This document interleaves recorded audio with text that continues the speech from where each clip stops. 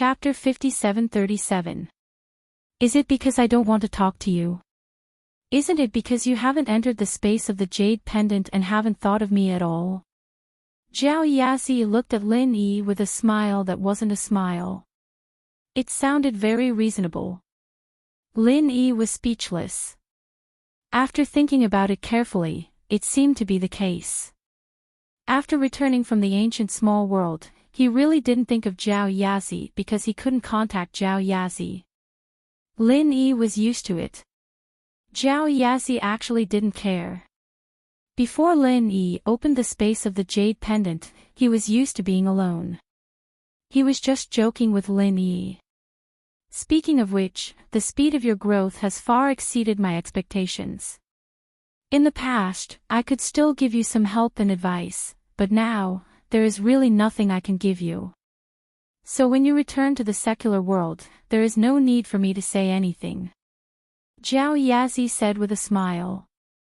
Then, without waiting for Lin Yi to speak, he pointed at Lin Yi's forehead with a straight face and said, "But this time, you really disappoint me."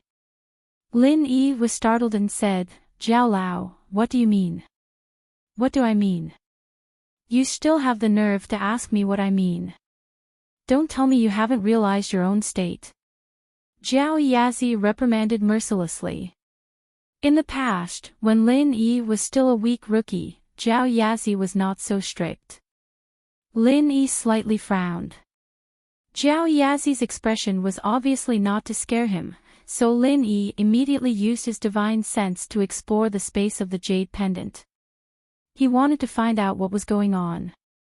However, Lin Yi's divine sense couldn't explore the space of the jade pendant. It could only wander in this side of the world. To put it bluntly, he had completely lost contact with the outside world. "Zhao Lao, how did this happen? How long have I been unconscious?" Lin Yi knew that things were getting serious, but he still kept his cool. In response to Lin Yi's question, Zhao Yazi only snorted and said, "Your strength is beyond this realm.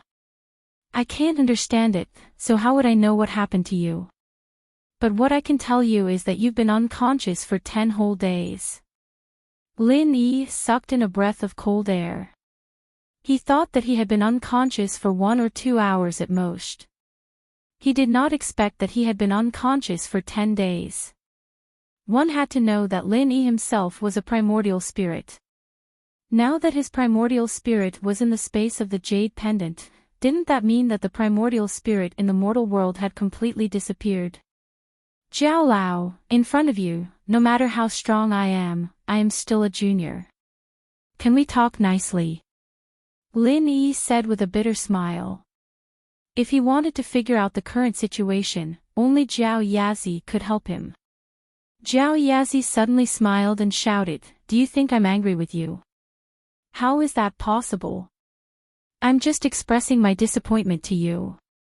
Kid, you don't know how to cherish yourself, do you?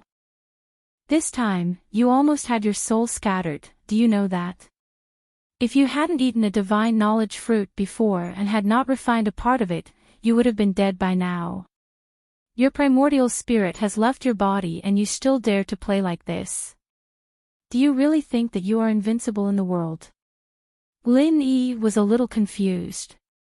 After listening to Zhao Yazi's words, he felt a little scared. It turned out that he was really close to dying. Thanks to the divine knowledge fruit that he had eaten before, he was able to preserve his last chance of survival. It was also too smooth before. Lin Yi moved with his primordial spirit. Except for a short period of time when he just came back, it was basically successful. Therefore, he himself had forgotten that the primordial spirit was actually very weak. After being attacked, it needed to bear 10 times or even 100 times more damage than the physical body. It was quite not easy for him to still be alive now. "Zhao Lao, I know I was wrong. This time, I was careless. I don't know what is my situation now. How can I leave the space of the jade pendant?" Lin Yi obediently admitted his mistake. Anyway, Zhao Yazi was a teacher and a friend. In front of him, Lin Yi did not have the self-awareness of a strong person. Instead, he was more like a junior. Zhao Yazi snorted twice. It was probably because he had vented most of the depression in his heart. This was also because he was worried about Lin Yi. If it was someone else, Zhao Yazi would not care about their life and death. You want to escape after listening to my nagging? Let me tell you, it's not that easy. Although Zhao Yazi's anger had subsided a lot, he still muttered a few words and then said solemnly, "Kid, you are really lucky. Originally, your primordial spirit would have completely collapsed after you lost consciousness, but because there was a remnant of the divine knowledge fruit, your primordial spirit's origin was protected. The space of the jade pendant also tried its best to pull you in, so you did not die immediately. My primordial spirit has dissipated." Lin Yi's heart shook. This was the news he was most concerned about and most unwilling to hear. Now, the strength of Lin Yi's primordial spirit in the space of the jade pendant was not even 6 to 7% of its peak. Even if he left the space of the jade pendant, the strength of Lin Yi's primordial spirit would be greatly reduced. But Zhao Yazi finally gave him a piece of good news. "No, your primordial spirit is still in the outside world. I have to say, kid, your luck is really heaven-defying. Other than the divine knowledge fruit, you can also use the divine knowledge grass root to refine your primordial spirit. Plus, you have always had perfect breakthroughs. Your primordial spirit is already far stronger than the same level cultivator. The degree of your primordial spirit's solidification is not inferior to the body of an ordinary cultivator. When you lost consciousness, at least you left your primordial spirit in the outside world." Lin Yi immediately let out a sigh of relief. As long as his primordial spirit was still there, his strength wouldn't decline too much. More importantly, with his primordial spirit outside, he was only unconscious and not disappeared. At least the people in the outside world would have some psychological comfort. Otherwise, if Lin Yi suddenly disappeared, Sun Jingyi, Su Shihan and the others would probably go crazy. "Zhao Lao, what should I do now? Can you let me communicate with the primordial spirit in the outside world?" Lin Yi tried again but still couldn't connect to the outside world. He could only ask Zhao Yazi for help. Zhao Yazi shrugged and said helplessly, "I don't have a way, you have to deal with this yourself. Hurry up and cultivate well. Maybe one day you can find a way to communicate with the primordial spirit in the outside world. Don't be lazy." Lin Yi was speechless. It seemed like Zhao Yazi really couldn't be counted on. If he wanted to go out, the only way was to recover the strength of his primordial spirit. Chapter 5738. There was no other way. He could only cultivate, but he didn't know how long it would take before he could communicate with the spirit in the outside world. Lin Yi sighed in his heart. He didn't want to waste any more time. He sat down cross-legged and began to cultivate his divine sense. 10 days ago, Lin Yi suddenly fainted. Although it made Qing Yi panic, Languze, Chen Dongqing, and Big Brother Feng were already used to Lin Yi's invincibility. They just thought that Lin Yi consumed a lot of energy and would wake up after a short rest, so they didn't care at all. They even comforted Qing Yi. Languze's speed was extremely fast. In just a few minutes, he had already returned to the coast. He found a hidden place and transformed back into his human form. After putting on his clothes, Big Brother Feng had already gotten a business car and drove them to Lanmi. Qing Yi's concert tour was interrupted. Fortunately, it wasn't too long, so they could still continue with the original schedule.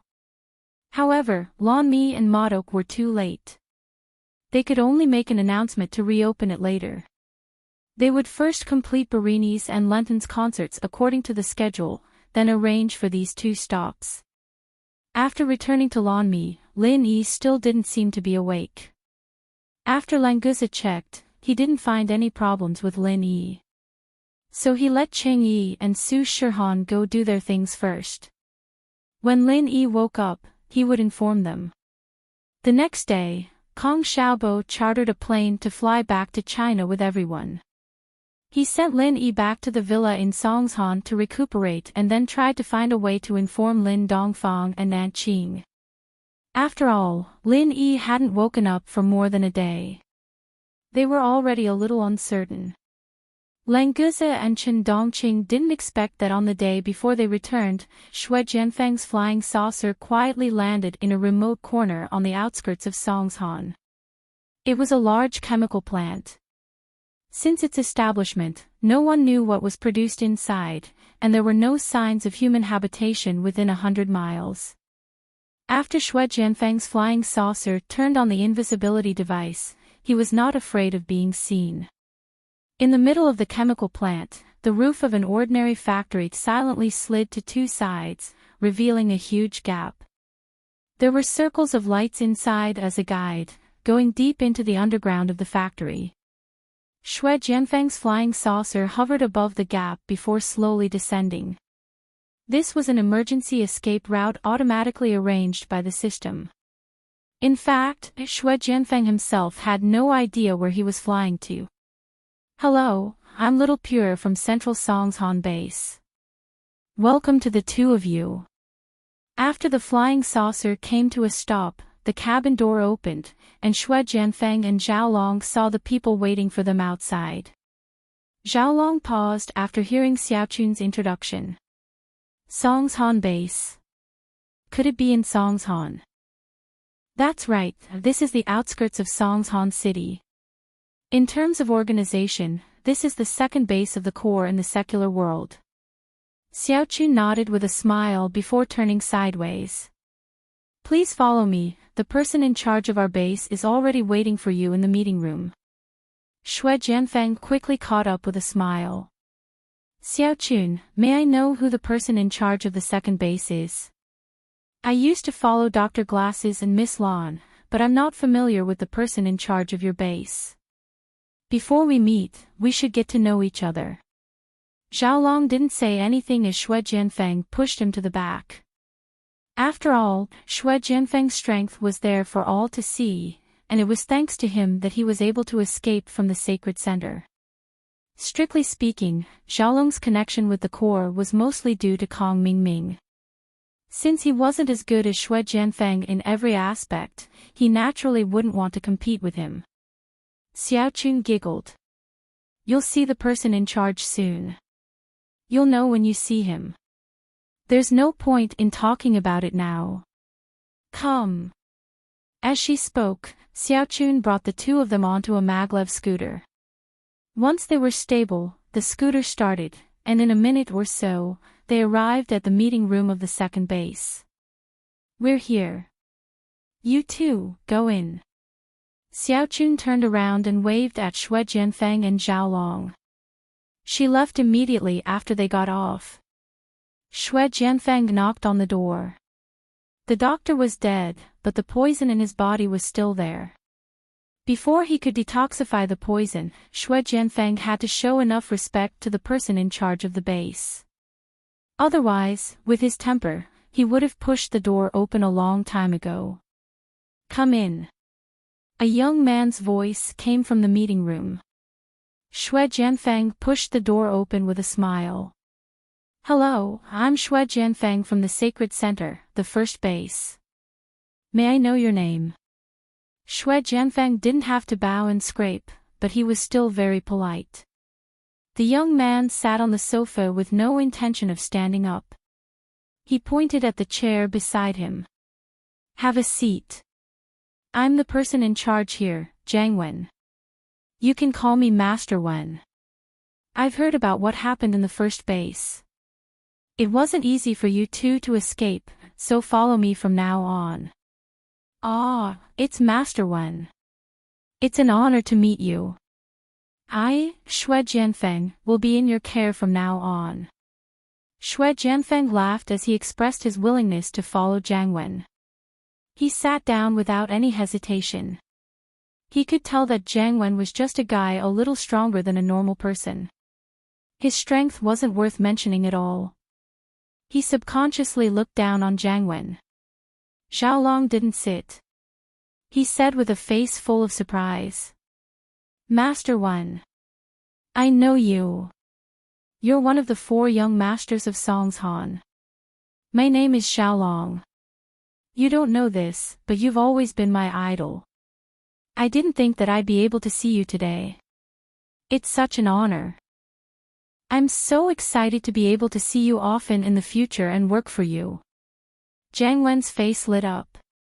He didn't think that he'd be able to meet a fan of his today. Ha ha ha, it's all in the past. Don't mention it. Jiang Wen waved his hand with a smile.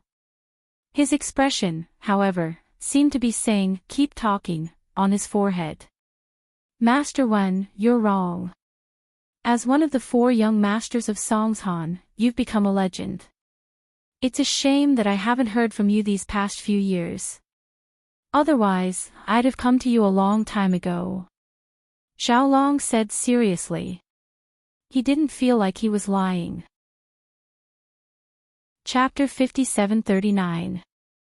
Jiang Wen obviously liked this. He smiled and waved at Xiaolong. Come, Kong, sit down and talk. I didn't think that you, the young master of Dr. Kang's house, would know me so well. Not bad, not bad. I just happen to be lacking a capable helper here. You can follow me from now on. Xiaolong was overjoyed. He didn't have much of a foundation in the center, and his only support was Kong Ming, who went to Sky Class Island. Now that he had a connection with Jiang Wen, his status would change immediately. Thank you for your support, Master Wen. Hi, Kong, will do my best for you in the future. Xiaolong expressed his loyalty as he went over to refill Jiang Wen's teacup. He had already entered the role of an assistant. If Xiaolong knew that Jiang Wen's assistant had always been a scapegoat for him, who knew if he would still be so happy? Xue Jianfang saw that Xiaolong got Jiang Wen's attention with just a few words, and he felt uneasy. He sat up straight and smiled. Master Wen, I'm the number 1 under the glasses doctor. Jiang Wen waved his hand and interrupted him. I understand, I'll let you know if there's anything. Right now, our base is in the process of reviving Miss Lan's clone. You don't need to do anything for now. We'll talk about it after it's done. You can go rest now. Xue Jianfang was depressed. He didn't even want to hear what he had to say. He didn't think that after the glasses doctor's death, he, Xue Jianfang, would be ignored like this. He couldn't even be compared to that weak chicken Xiaolong. No matter what, he, Xue Jianfang, was still a profound ascension early-stage super expert. The fusion of the new medicine was very smooth. Even if he hadn't tried it before, he knew that he would recover quickly if he got injured in a fight. Master Wen told you to go rest first, so go rest first. I'll let you know if there's anything. Xiaolong turned to Xue Jianfang. He was still calling him Master Xue before, but now he didn't even bother to call him by his name. Xue Jianfang humphed and got up to leave bitterly. He wouldn't have put up with this if it weren't for the poison in his body. He didn't know if his gene cells, which could quickly recover from injuries, would be able to remove the toxin as well. It was a shame that he couldn't confirm this yet.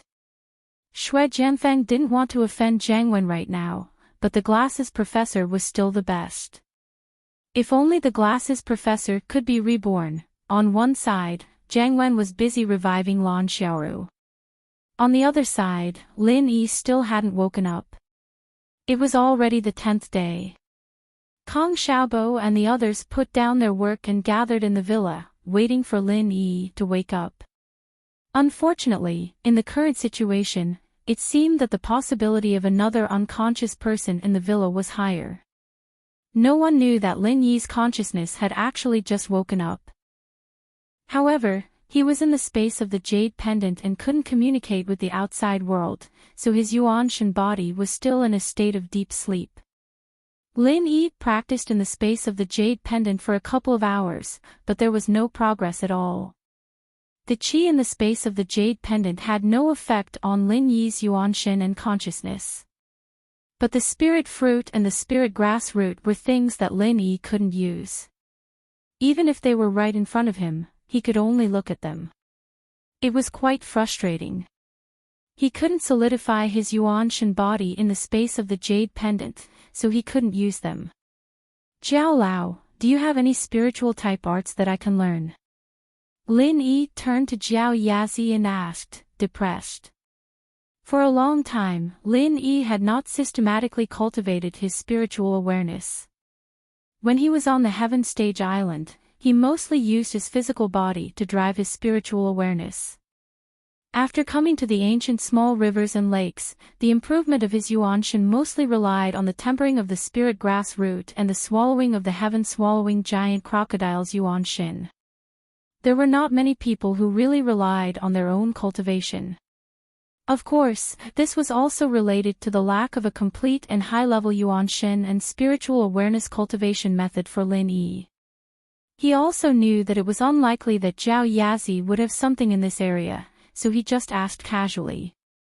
Jiao Yazi smiled and said, I have seen beggars, but I have never seen someone holding a golden bowl to beg for food. Are you stupid? Or stupid? Or stupid? Lin Yi's forehead was full of black lines. Was there any difference? It seemed like Elder Jiao's resentment hadn't dissipated because he hadn't talked to him for too long. After Jiao Yazi laughed at Lin Yi, he said seriously, you really don't know that you are in a treasure mountain. Don't you know that the heaven-stealing fortune battle art you are cultivating is a real top-level cultivation method? No. Saying that it is a top-level cultivation method is underestimating the heaven-stealing fortune battle art. With this cultivation method, why do you still need to find a spiritual awareness cultivation method? The heaven-stealing fortune battle art can cultivate the yuanshin and spiritual awareness. Lin Yi asked in surprise. He didn't think about this before, but now that Jiao Yazi mentioned it, he really felt that it was possible. For a long time, Lin Yi's yuanshin was stronger than cultivators of the same level. He originally thought that it was because of him, but now that he thought about it, he realized that it was probably because of the heaven-stealing fortune battle art. It was a shame that this art was incomplete, and even though he'd merged it with the art of dragon mastery to make up for the missing parts, he hadn't been able to properly analyze the rest of the art. Don't think that I don't know about your matters when I am in a deep sleep. Don't forget that we are connected. Once you return to the secular world, I will know everything you have experienced. Jiao Yazi narrowed his eyes and said faintly, although your growth is amazing, ask yourself, have you properly cultivated this heaven-defying cultivation method? I remember reminding you of the importance of this cultivation method before you entered the heavenly island. Lin Yi suddenly blushed with shame. Although Jiao Yazi didn't say it clearly, Lin Yi was very clear about what he was referring to. After arriving at the heavenly island, Lin Yi's improvement was indeed great, but not much of it was brought about by the heaven-stealing fortune battle art. More of it was the various opportunities that Lin Yi found, in addition to countless heavenly materials and earthly treasures, as well as his own tenacity that allowed him to reach this step. The heaven-stealing fortune battle art naturally played a role in this, but the proportion was really very small. If he casually changed a cultivation method, Lin Yi could still have the current achievements, at most he would be a little lacking in combat power. In this way, Lin Yi really underestimated the heaven-stealing fortune battle art. If he paid more attention to it, perhaps his strength could be a little stronger. Chapter 5740. If Jiao Yazi could always stay by Lin Yi's side, Lin Yi could obviously avoid a lot of detours. Although the ghost could also replace Jiao Yazi's role, it was still a spirit beast after all. It might not be able to know more about the human race than Jiao Yazi. It's good that you understand, go figure it out yourself. Jiao Yazi showed a gratified smile. His face had an expression that said that the child was worth teaching. In fact, he had just figured out these principles himself, otherwise, he would have told Lin Yi just now, and he wouldn't have to remind Lin Yi now. Zhao Yazi was also a bystander. The truth was very simple. It was not that Lin Yi couldn't think it through, the key was that he was in the game, and ignored too many details. Lin Yi sat cross-legged again, and began to carefully study and deduce the Heaven's Fortune battle art. Originally, this Heaven's Fortune battle art could only be cultivated to the nascent soul stage. The Will of Heaven was known as the first nascent soul stage cultivator, and he relied on this Heaven's Fortune battle art to achieve that. Unfortunately, the incomplete cultivation method could not help him advance further. And the new cultivation method that was integrated with the art of dragon mastery did not have this defect. It was just that at the beginning, there was no detailed cultivation method. Only when Lin Yi reached this stage, would this stage of cultivation method deduction be activated. After Lin Yi advanced to the profound ascension stage, he had not properly deduced the Heaven's Fortune battle art, and had been using the previous cultivation method. This was also what Zhao Yazi was most dissatisfied with. To put it more seriously, Lin Yi was not making progress. But in fact, Lin Yi still cared about his own strength, otherwise, it would be impossible for him to find opportunities everywhere and be able to advance to the profound ascension stage so quickly. Lin Yi, who was in the jade pendant space, began the process of cultivation and deduction. The primordial spirit in the villa still had no reaction, but on Heaven Stage Island, Lin Yi's main body showed some changes. Originally, Lin Yi had been sitting cross-legged and cultivating, but now he was lying down unknowingly, as if he had fallen asleep. His aura was also slowly converging. This change scared Tian Chan and Sydney. How could this be? Wasn't everything fine before? Did something go wrong in the secular world? Shueli paced around anxiously, but she had no idea what she should do. Tian Chan was calmer.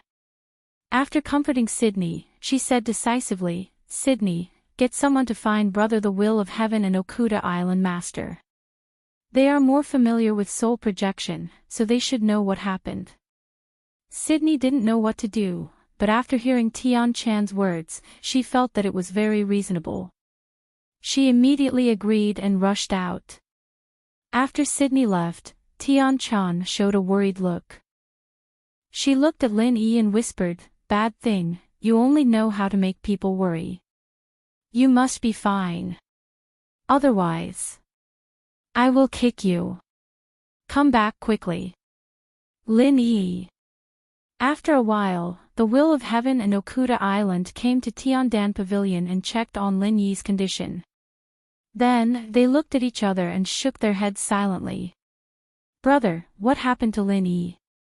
Tian Chan couldn't maintain her calm anymore and asked anxiously. The Will of Heaven thought for a while and said, "Sister Tian Chan, you don't have to worry. Lin Yi should be fine. Maybe it's because his soul projection has been going on for too long. It's far beyond the normal limit, so his body feels tired. He should lie down and rest for a while." Even though she was worried about Lin Yi, Tian Chan couldn't help but laugh. How could there be such a big brother? He actually said that Lin Yi's body was tired and wanted to lie down for a while. This was ridiculous. It was normal for a strong cultivator to sit in seclusion for more than 10 years. How could Lin Yi lie down for such a reason? However, from what the Will of Heaven said, Lin Yi's body should be fine. So, Tian Chan and Sydney were slightly relieved. Okuda Island also said, "The Lin brothers are very healthy, and their qi and blood are extremely strong. There doesn't seem to be any problem. You can all rest assured. Maybe this is a sign that his soul is going to return. Let's wait and see." Tian Chan quickly thanked him and said, "Thank you, Island Master Okuda. I'm really sorry to bother you when you're so busy." Okuda Island waved his hand and said, "You're treating me like an outsider. Brother Lin Yi and I are not outsiders. Alright, enough with the pleasantries. Take care of him. I'll go back first. The will of heaven represented Tian-chan and Sydney to send Okuda Island out. Then, the two of them set up a soundproof barrier. Okuda Island took the lead and said, Deputy Island Master, what do you think about Lin Yi's matter? There must be a problem. The will of heaven sighed. Just now, in front of Tian-chan and Sydney, he didn't dare to say much. But now, he didn't have any scruples in front of Okuda Island. Okuda Island nodded and said, yes, although Lin Yi's chi and blood are strong, his momentum has begun to converge. This doesn't look like he's about to break through. Instead, it looks like his soul is injured. When the soul is projected, it won't cause any damage to the body. But if there's a problem with the projected soul, then the body that lost the soul will have a problem. This seems to be the case with Lin Yi. The will of heaven was silent. He also saw it, but there was nothing he could do. Now that Okuda Island confirmed his thoughts, there was nothing he could do. Let's wait and see. I hope Lin Yi can come back on his own soon. Okuda Island sighed and cupped his fists before leaving. The will of heaven stood there for more than 10 seconds before returning to Tiandan Pavilion. At this time, Ho Guanqi and Kai Zhongyang came over after hearing the news. These two were Dan God Zhang Liju's disciple, but Lin Yi's situation wasn't something they could handle. So, their final conclusion was the same as the will of heaven. Of course, this wasn't something they could say to Tian-chan and the others. They could only tacitly agree. Unfortunately, even if they didn't say it, Tian-chan and Sydney were both smart girls. They could always see some clues. Since the people on the middle island couldn't do anything, then they could only place their hopes on the North Island's Shengguan Tianhua.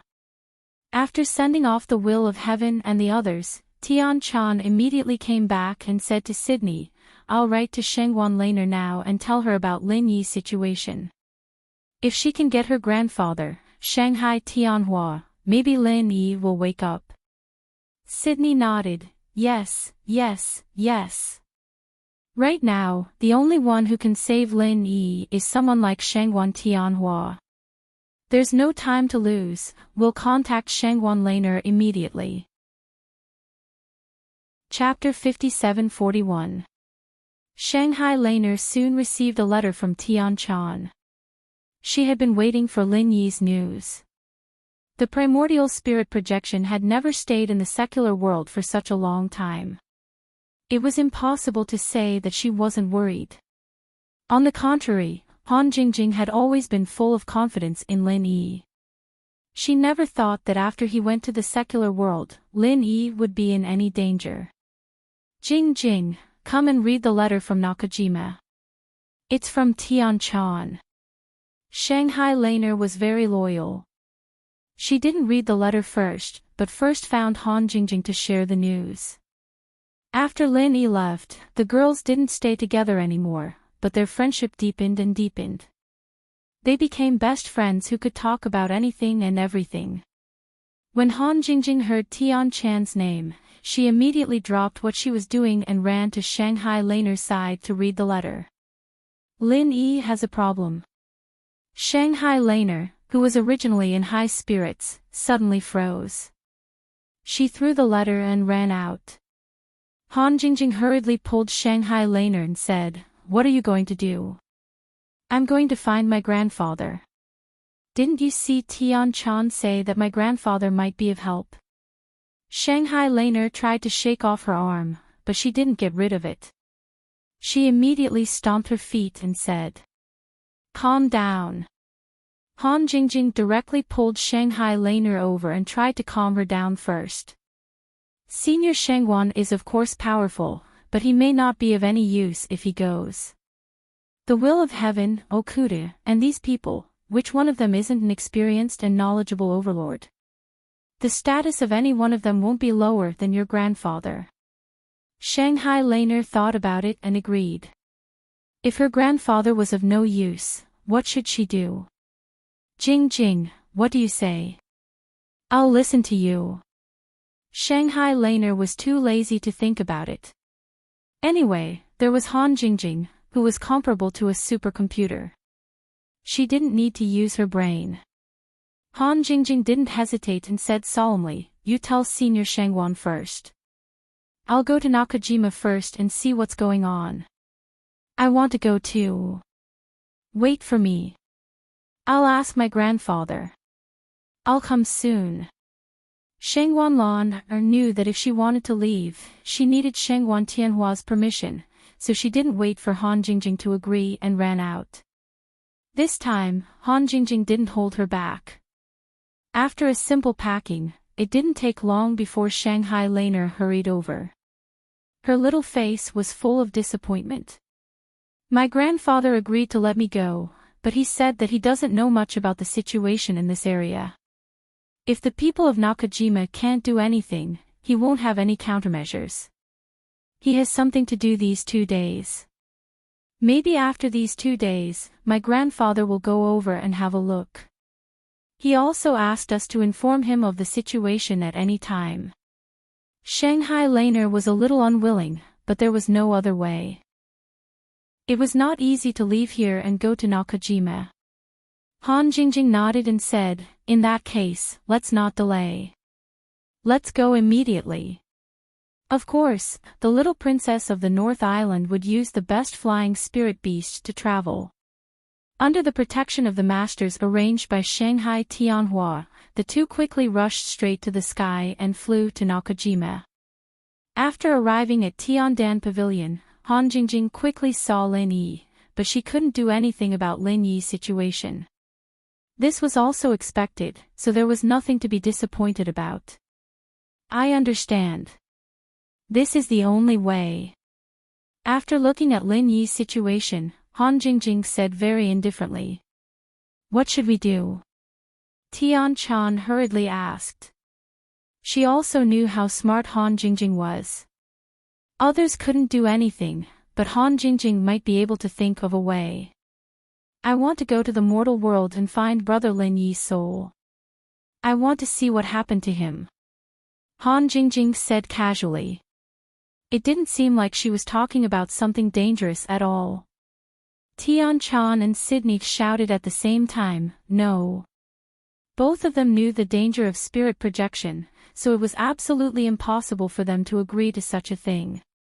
On the contrary, Shangwan Lan asked curiously, "Why not? If we can find junior brother Lin Yi's spirit, can't we bring him back?" "Jingjing, you are really a genius. You found the key to the problem at once." Tian Chan smiled bitterly and said, "How could it be so easy? The primordial spirit projection is already very dangerous, and there are restrictions on the strength of the projector. It must be above the nascent soul realm. With Jing Jing's strength, she doesn't even have the qualifications, let alone face the dangers." Han Jingjing shook her head firmly and said, "No, I must go and see. The problem of strength is not a problem at all. I can solve it. Also, I will find a way to reduce the danger to the lowest level. According to my calculations, there is at least an 80% chance that we can go to the secular world without any harm." For some reason, Han Jingjing's words were so easy to believe.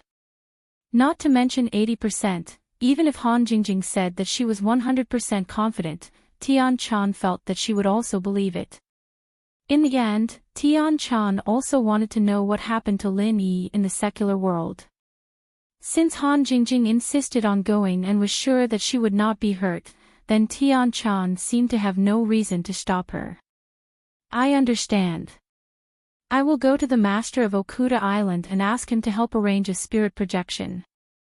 But Han Jingjing, you must promise me that nothing will happen to you," Tian Chan said seriously. If it was possible, she also wanted to go to the secular world to find Lin Yi. Unfortunately, she had no confidence, so she could only pin her hopes on Han Jingjing. Han Jingjing took out a soft armor from her bag and showed it to Tian Chan. Then she said solemnly, I will be fine, because I have been preparing to die in the secular world for a long time. Before Tian-chan could speak, Sydney asked curiously, Jingjing, what is the use of this soft armor? Does it have anything to do with spirit projection? That's right. Because I don't know when Brother Lin Yi will come, I have nothing to do, so I casually studied this soft armor. If I have the chance, I will go to the secular world to play with him. It just so happens that I can use it this time. Han Jingjing nodded and said. Then she pointed to a round bulge on the chest of the soft armor and said, there is a spirit beast's inner core here. It is the key to spirit projection. Tian-chan felt it and said with some realization, it is the inner core of a spirit beast at the peak of the nascent soul realm. You want to use this soft armor to deceive the spirit projection device and pretend to have the strength of a peak nascent soul realm cultivator? Chapter 57-42. Shengguan Laner said anxiously, Jingjing, your cultivation is too low. Even if you go, it's useless. Let me go. Tian-chan immediately objected, Lon, you don't know the situation in the secular world. You can't even find your way there. Let me go. Tian-chan couldn't go before, but now that she saw Han Jingjing take out the soft armor, she knew that she could use it to go to the secular world. So, she immediately rushed to find Lin Yi. Han Jingjing put the armor away, you guys don't need to fight, I'm the only one who can help Lin Yi bro this time, the others won't be able to help. I made this armor for myself, too, and you guys won't be able to use it to its fullest potential. The chances of failure are very high. Tian-chan and the others were speechless. In this aspect, Han Jingjing's talent was absolutely beyond their comprehension. Even if Han Jingjing was talking nonsense, they couldn't tell whether it was true or not. Alright, this matter is settled. Sister Tian-chan, please help me arrange the primordial spirit projection as soon as possible. I'll adjust this soft armor. Han Jingjing didn't plan to say anything else and just closed the coffin. Tian-chan and Sydney looked at each other and had no choice but to accept this fact. The primordial spirit projection was quickly arranged. Because of Lin Yi's abnormality, Okuda had long been prepared. Originally, the Will of Heaven planned to personally project his primordial spirit projection, but he was extremely unfamiliar with the secular world. Before collecting enough information, he didn't dare to act casually. Otherwise, it would be a waste of time. So, when Han Jingjing said she wanted to go, she could leave immediately. However, Okuda and the others were not very optimistic about Han Jingjing's safety. Tian-chan and Sydney tried to persuade Han Jingjing again. Jingjing, why don't you let me go? Your level is a little too low. How are we going to explain it to Lin Yi if something happens? Since you can adjust this soft armor, you can definitely let me wear it, right? Tian-chan held Han Jingjing's hand, trying to convince Han Jingjing to give up on the primordial spirit projection and let her take over. Unfortunately, Han Jingjing was very determined. She shook her head and said, Sister Tian-chan, there's no need to say anything. I'm ready. Let's start. Big brother Lin Yi might be waiting for me to help him. Let's not waste time. After that, no one knew how Han Jingjing did it, but the soft armor she wore on her body emitted a faint light, and the powerful aura of the nascent soul stage slowly rose. There was no flaw at all. Okuda was also amazed. It's exactly the same as a real peak nascent soul cultivator. If I didn't know the truth, I would definitely be fooled. It seemed that it would not be a problem to hide from the primordial spirit projection device.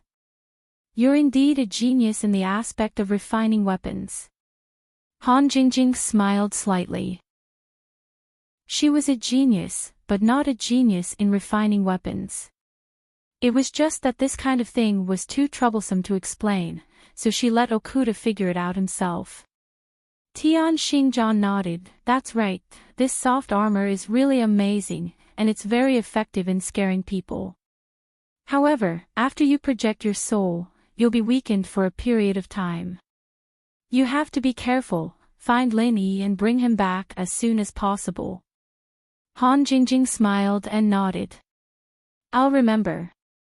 Thank you, Brother Tian, for reminding me. Let's start now. Seeing that Han Jingjing was determined, no one continued to persuade her. Instead, they gave a few words of advice. Okuda also started the primordial spirit projection device. With the soft armor as a disguise, Han Jingjing's primordial spirit easily completed the projection. After breaking through the barrier, it went directly to the secular world. Outside a small town in Europe, Han Jingjing appeared in a sparse forest, feeling a little dizzy. Her primordial spirit projection was random, so it could not accurately bring Han Jingjing to Huaxia. Instead, it brought her to Europe, which was a huge deviation. However, there was a shadow of a soft armor on Han Jingjing's primordial spirit. It was the work she used to disguise herself as a Yuanning peak. Unexpectedly, she also brought it with her. Where is this? Han Jingjing looked around her surroundings in a daze. Her divine sense was not strong, and she was not used to releasing it, so she still used it to see more. The soft armor on her body turned into a set of ordinary casual clothes, and her primordial spirit quickly transformed into a primordial spirit body. The process was so fast that if Lin Yi saw it, he would definitely be stunned. When Lin Yi came down, he had to go through untold hardships to condense a primordial spirit body, and he was almost eaten as a big tonic. Perhaps this was also the function of the soft armor. But the soft armor was originally made by Han Jingjing, which proved that she was a genius. Unfortunately, at this time, the genius beauty Han Jingjing still had a cute look on her face. She looked around in a daze and then walked slowly. The grove was not big. In a few minutes, she walked to the edge. The road that was faintly visible before was completely revealed in front of Han Jingjing. 6 kilometers in Austin. Han Jingjing looked up at a road sign on the road and thought to herself, what kind of place is this Austin? Of course, it is definitely not China, because the text on it is not Chinese. As a top student, this is not difficult for Han Jingjing. It seems that I have come to Europe. It seems that the primordial spirit projection is random. Now there is no way, Brother Lin Yi, you have to wait for me. Han Jingjing sighed, whispered a few words, and walked in the direction of Austin. Although with the help of the soft armor, Han Jingjing successfully condensed the primordial spirit body, but if she wanted to fly, it would consume too much divine sense power. Now Han Jingjing's strength has been reduced to the peak of the middle stage of heaven stage. This is still the strength that has been preserved by the blessing of the soft armor. If she flies, it is likely that she will not find Lin Yi. Han Jingjing will be passive to the heavenly island. So Han Jingjing can only go to this Austin first and then find a way to contact the people in China. Whether it is the Liu family or Kong Xiaobo, they must be able to get her there smoothly. Lin Yi has the space of the jade pendant to carry things, but Han Jingjing only has such a soft armor and nothing else. Fortunately, the strength of the peak of the middle stage of heaven stage is also regarded as a master in the secular world. There is no need to worry too much about safety. After a few steps, in the direction behind Han Jingjing, there is a car approaching quickly. In Europe, hitchhiking is a very common thing. Han Jingjing does not want to waste her divine sense power, so she simply stood on the side of the road and stretched out her arm to give a thumbs up. Although it had been a long time since she made a call to the secular world, Han Jingjing's memory was extremely good. Naturally, she would not forget those numbers. However, after dialing, she was prompted that this phone was prohibited from making international calls. Han Jingjing was speechless. She didn't expect to encounter such a thing. It seemed that this Johansson was indeed a pauper who liked to show off. He even deliberately set up such a restriction. Forget it, I'll think of a way when I get to Ostal. After hanging up, Han Jingjing threw the phone in the front passenger seat and continued to look out the window with a calm face. In front of Lin Yi and the people she knew, she was the innocent and pure Han Jingjing. However, now that she was alone in Europe, the hidden Lu Jinghan character began to slowly awaken. When Johansson saw that Han Jingjing did not use the phone to talk to anyone, he thought that his guess was correct. She was indeed interested in him, so she gave him her phone number. Johansson secretly observed Han Jingjing's exquisite and perfect face and figure through the rearview mirror. His heart slowly began to burn. There were still about 3 kilometers to Ostal. He couldn't wait to return to the town. He simply turned the steering wheel and drove off the road, heading for the small forest at the side. Han Jingjing frowned slightly and turned to look at Johansson. Aren't you going to Ostal? Why did you deviate from the main road? Dear Lu, we are all adults. Since we both have a good impression of each other, there is no need to be shy. My car is very comfortable. Of course, I will make it more comfortable for you, Johansson said with a smile. However, that kind of look made Han Jingjing want to smash his face with the sole of her shoe. Even an idiot would know what such explicit words meant. Han Jingjing said with a frosty face, "Stop the car. Otherwise, you will regret it." Ha ha ha, Lu, you are so cute. Is it okay to do it here? You can still see a little from the road. It will be more hidden if you go in. Of course, if you like it here, it's okay. I have no opinion, and I promise you will not regret it. Johansson had a dirty smile on his face and deliberately distorted Han Jingjing's meaning. In his opinion, Han Jingjing just happened to come here to play, and she left her phone number in his phone. Obviously, she was not an old-fashioned woman. It was not a problem to bring her to play in the forest. Even if Han Jingjing was not willing, it was not up to her. Johansson's brain was now filled with lust. He desperately wanted to rape Han Jingjing. Han Jingjing suddenly quieted down and looked at Johansson coldly. If she wanted to kill this idiot, it was just a matter of moving her fingers. Even if Han Jingjing did not practice or fight, her strength was real. Johansson suddenly felt a chill in his heart. Although he did not understand, he did not want to continue driving in. Seeing that the road was already blurred, he estimated that this place was remote enough, so he simply stopped the car. After putting down the back of the front seat, Johansson turned and said with a smile, "Baby, come on. Do you want to take it off yourself or do you want me to help you?" As he spoke, he reached out to touch Han Jingjing's pretty face. He did not even think about whether Han Jingjing would resist or not. Han Jingjing raised her eyebrows and suddenly reached out to grab Johansson's palm. She gently twisted it back. With a slight cracking sound, Johansson's palm directly turned back 180 degrees. "Ah."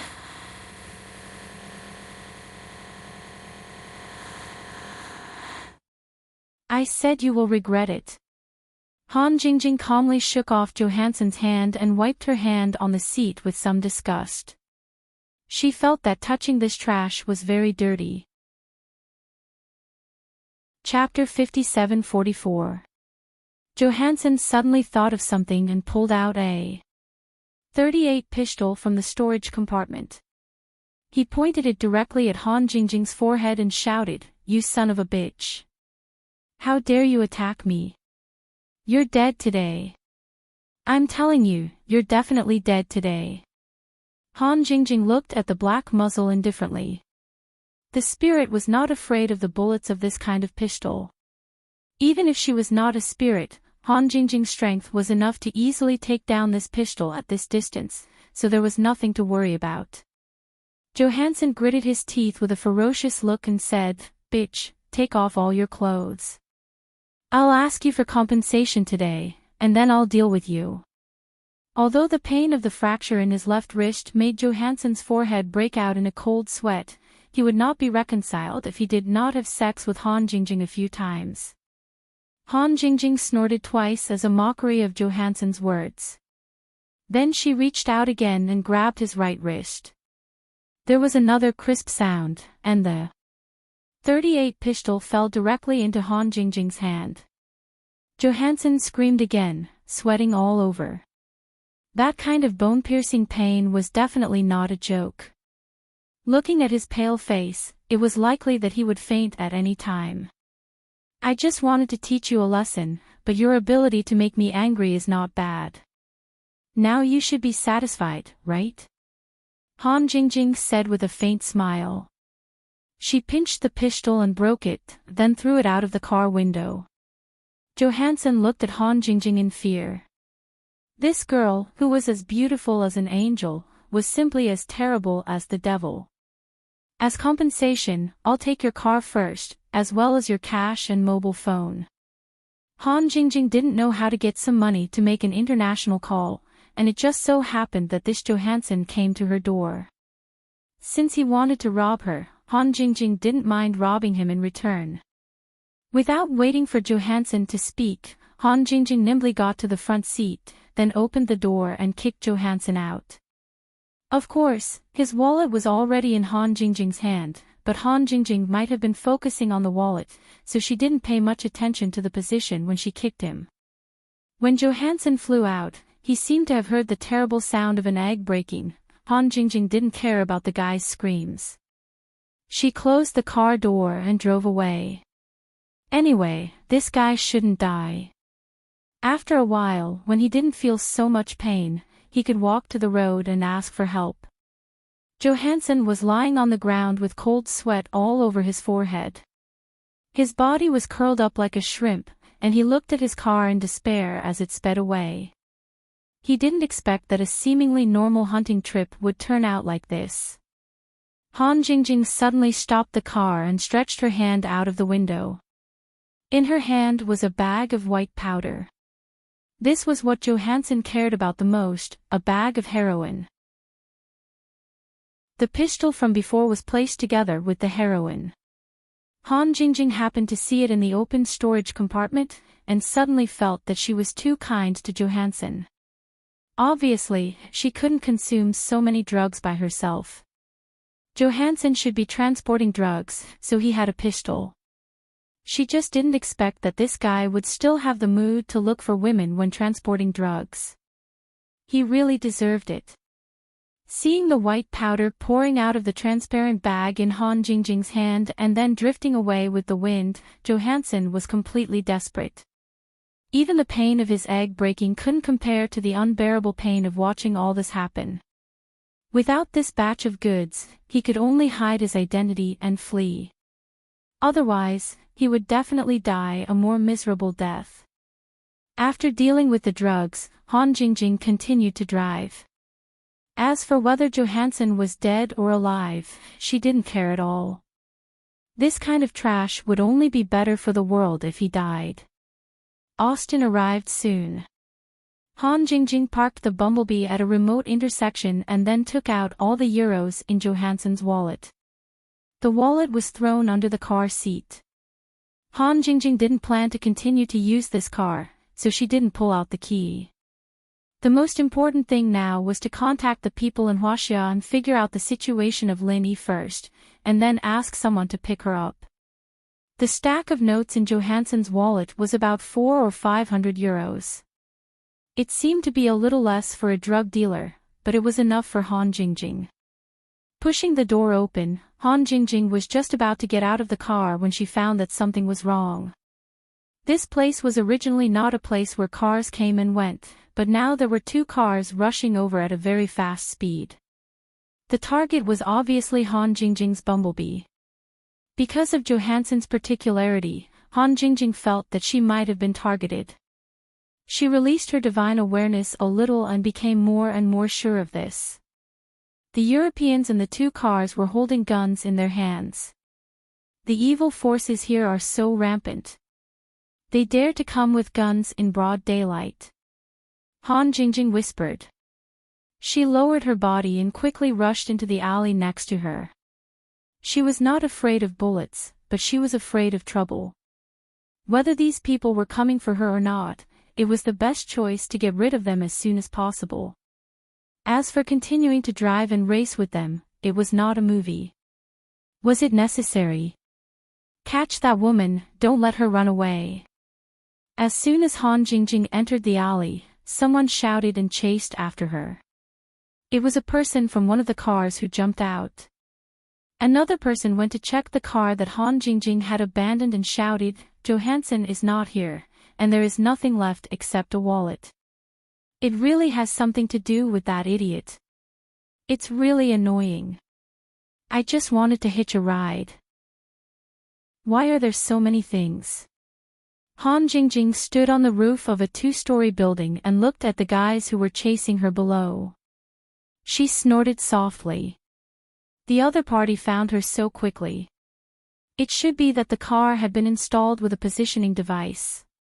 It was estimated that when the idiot Johansson turned into the woods, he had already been noticed by them.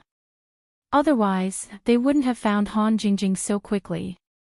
Deviating from the scheduled route meant that there was an accident. Although they returned to Ostall immediately, they didn't go to the place they had agreed to meet.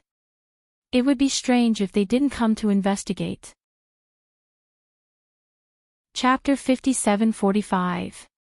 Looking at their posture, they would not stop until they found Han Jingjing. In this place, the power of these guys seemed to be very strong. No one dared to say anything with a gun in the daytime. Han Jingjing was not worried about falling into their hands. She just didn't want to waste time, so she simply sneaked into the house under her feet and found a phone to use first. Before sneaking in, Han Jingjing certainly used her divine awareness to make sure that there was no one inside. In such a close place, her divine awareness was still competent. The first call, Han Jingjing did not call back to the Liu family. Compared with the relationship with Lin Yi, the Liu family without her was far less powerful than Kong Xiaobo, Lai Changyi, and others. So Han Jingjing directly called Lai Changyi. The two had business dealings before, so she still remembered his number.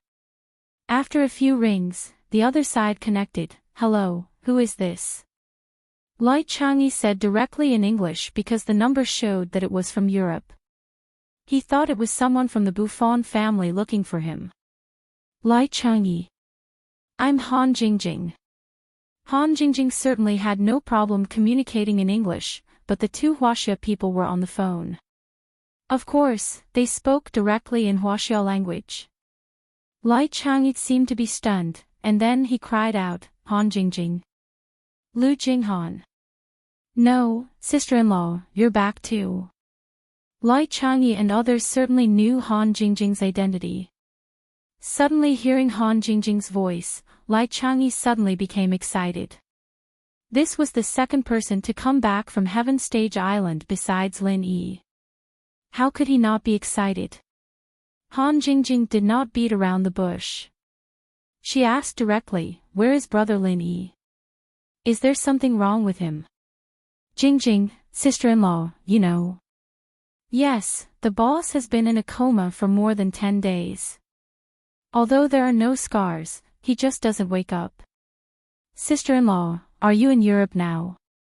Can you come back as soon as possible to think of a way?"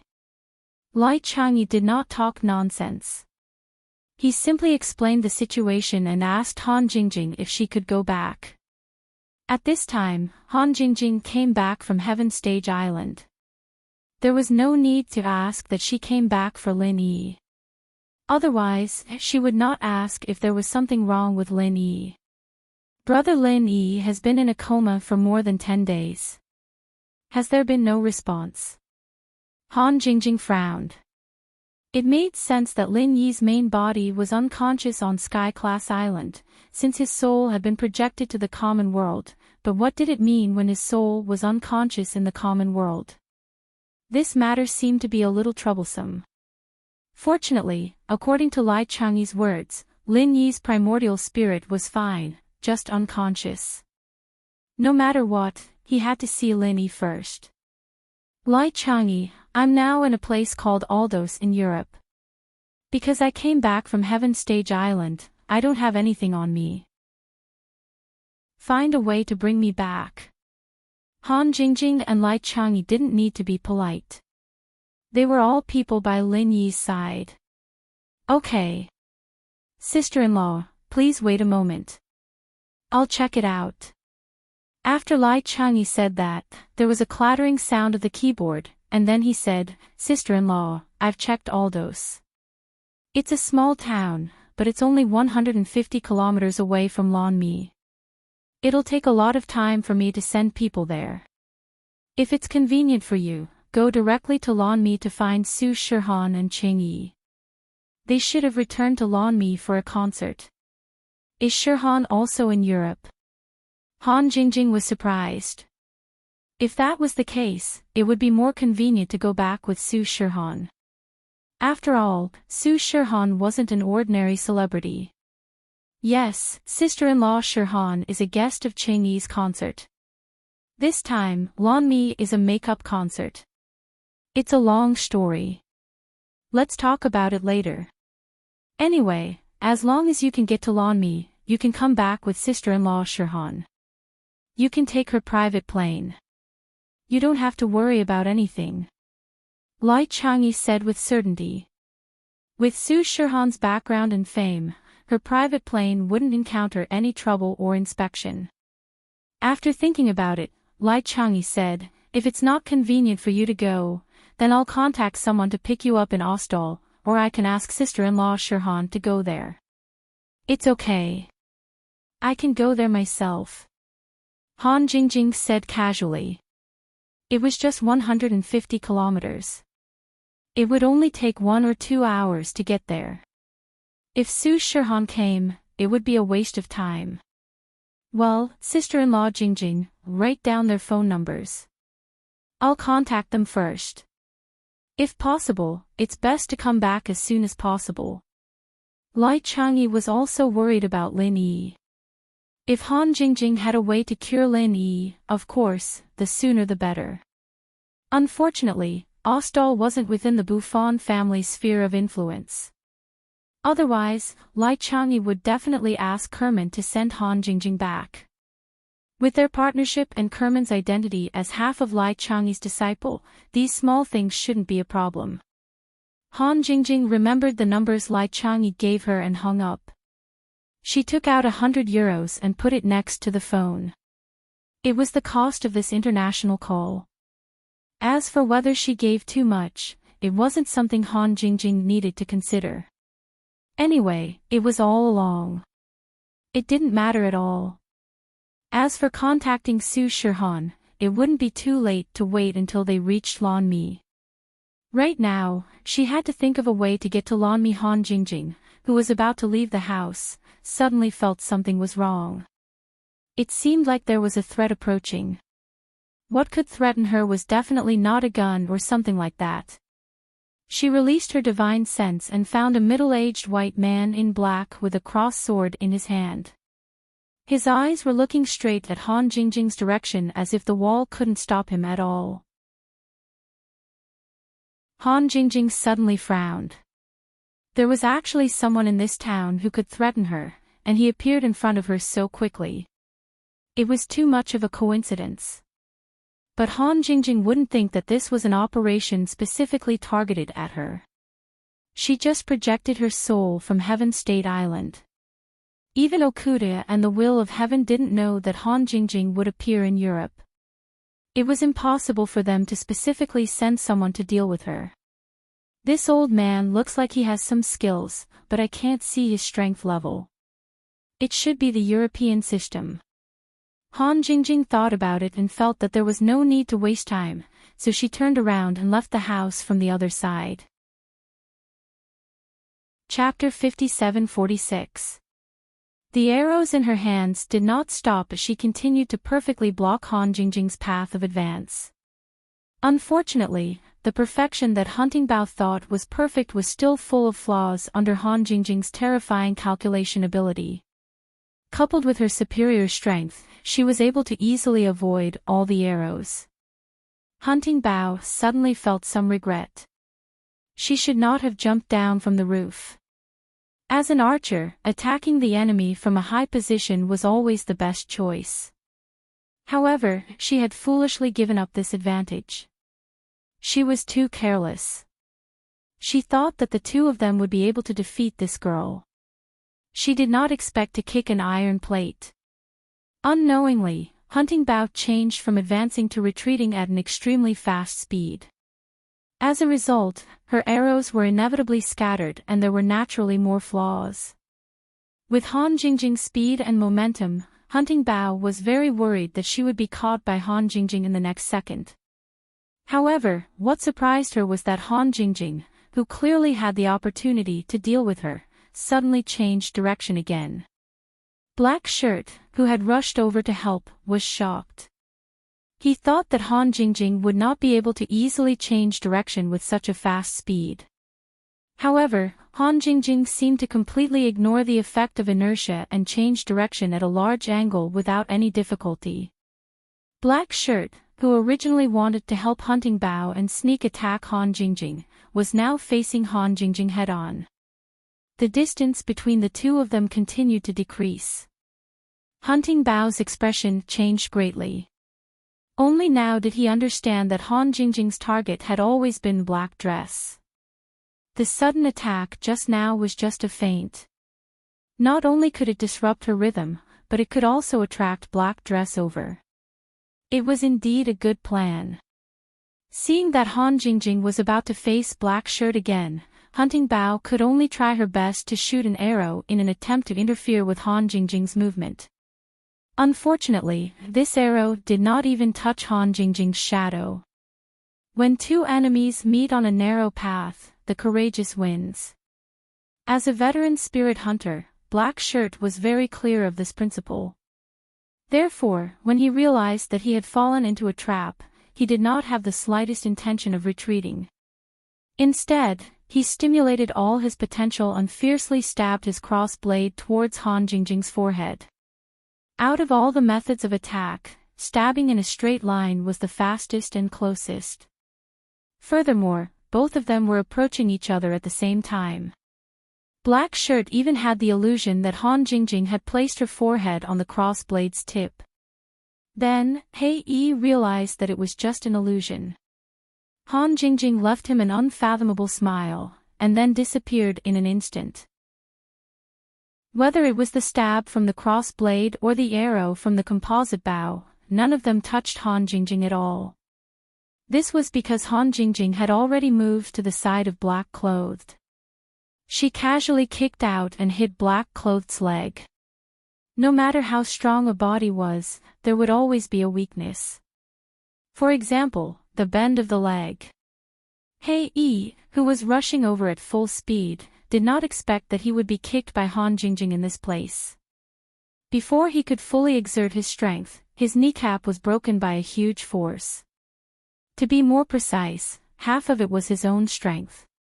Because of the sudden change, his own strength was folded, and he broke one of his legs. The black-clothed man, who had lost his center of gravity, tumbled to the side like a galloping horse, making a loud noise. His cross blade, in particular, finally broke free of his control. Han Jingjing did not stop at all. She passed by He and burst forth with her full speed, rushing towards Hunting Bao's position like lightning. Although Han Jingjing's speed was fast, she had held back at least 30% of her strength. Hunting Bao was completely unprepared for this sudden burst of speed. After all, she felt that Han Jingjing's previous dodging movements were already her limit. This time, Hunting Bao did not even have time to shoot another arrow. Han Jingjing had already appeared in front of her. In a moment of desperation, Hunting Bao directly used the composite bow as a weapon. She waved it and smashed it towards Han Jingjing. However, after getting close to Han Jingjing, Hunting Bao was indeed a weak chicken. Han Jingjing casually reached out and grabbed Hunting Bao's wrist that was holding the composite bow. With a little force, Hunting Bao's wrist was broken. Hunting Bao let out a soft groan. She could not bear the pain. Her body leaned back, revealing her hot body wrapped in leather. Unfortunately, Han Jingjing was not a man. Of course, she had no interest in this scene. Who are you people? Why did you sneak attack me? Han Jingjing asked coldly. Hunting Bao's broken wrist was still in her grasp. Because Han Jingjing was still pushing and pulling, Hunting Bao was already kneeling on the ground on one knee. Her body leaned back a lot, as if she was pulling a fully drawn bow. I'm sorry, we were wrong. Please forgive us this once. Hunting Bao's beautiful eyes were about to tear up. She could not be bothered to answer the question and immediately began to beg for mercy. Hei Yi, who was lying on the ground, could not get up for a moment. Her face was pale and cold sweat flowed down. She looked at Han Jingjing with a look of extreme reverence. Towards Hunting Bao's begging, she immediately acquiesced. Although Han Jingjing seemed to be busy going back and forth, the three of them had actually exchanged blows in an instant. At most, it had only been a few seconds before the entire battle was over. Answer the question, don't talk nonsense. Han Jingjing pushed back again and said coldly. Hunting Bao snorted again and hurriedly replied, the two of us are spirit hunters, and we specialize in finding spirits that wander between heaven and earth. Many of them are evil spirits and vengeful spirits. After killing them, we collect the purest soul energy in exchange for rewards. This time, we were blind and wanted to kill you, but in the end, we offended you. Please let us go. I still have some collected soul power here. I am willing to give it to you as a token of apology. Let me see. Don't play tricks. Although Han Jingjing did not know what soul power was, she did not reveal it. She directly asked Hunting Bao for soul power to see. Of course, Hunting Bao did not dare to play any tricks. If their strengths were similar, she would have the thought of resisting and looking for an opportunity to escape. But now, she did not have such thoughts at all. She only hoped that she could smoothly exchange her life for Han Jingjing's.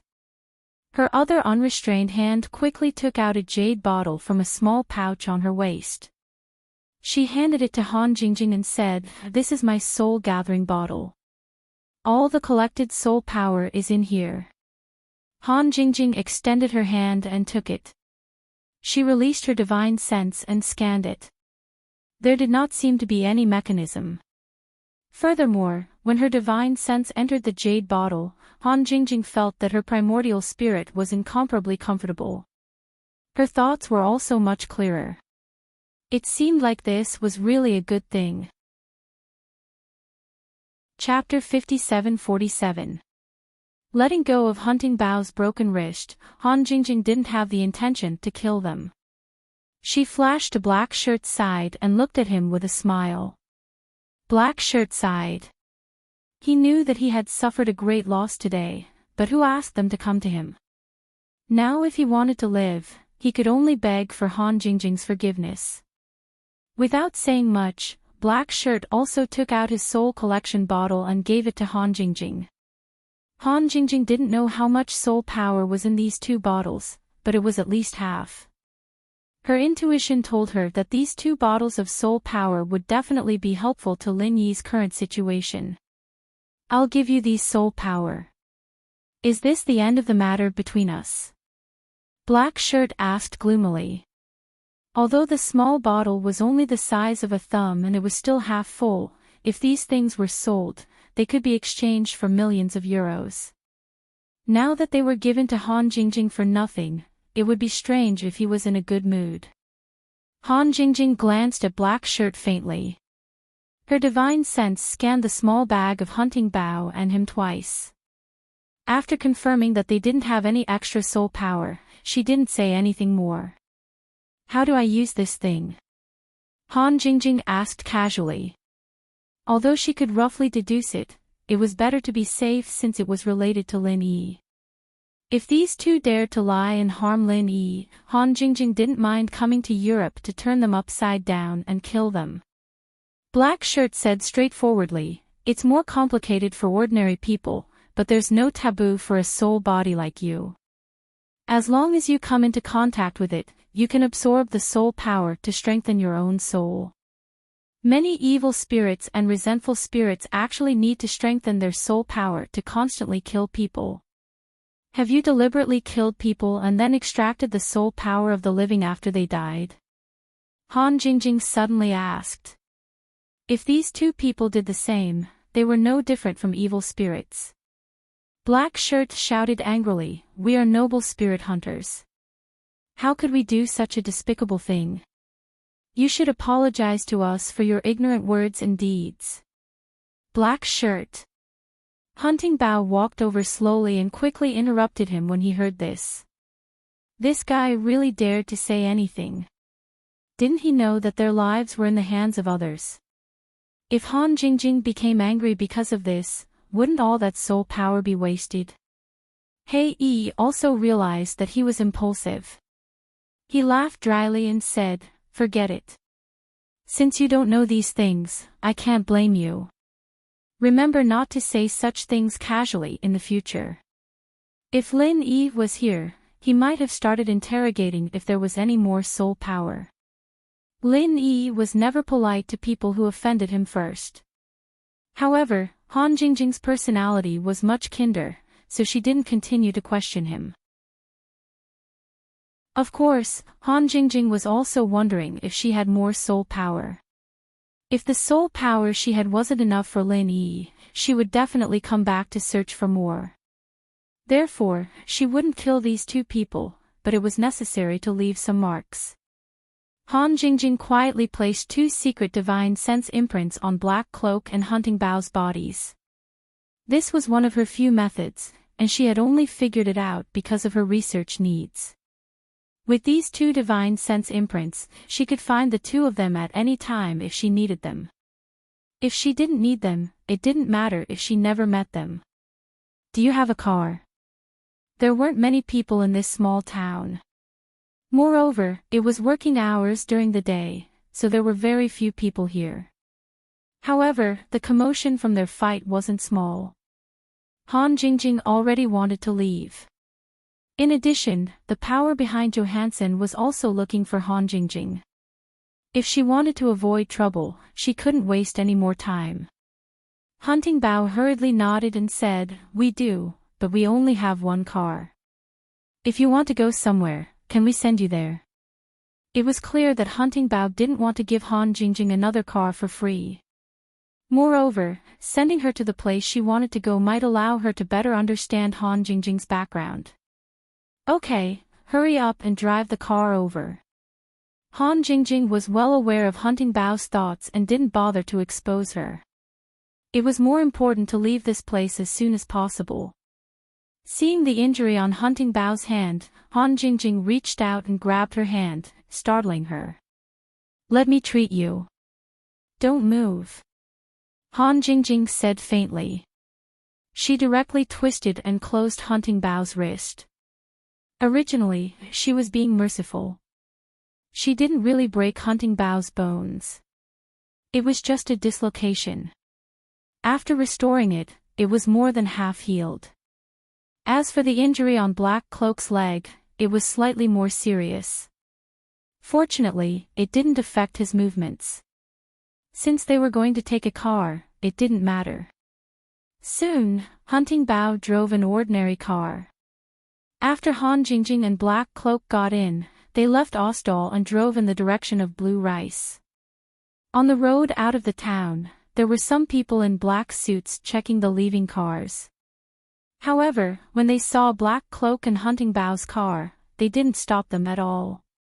It seemed that the status of spirit hunters in Europe was quite distinguished. Along the way, Han Jingjing didn't have the mood to talk.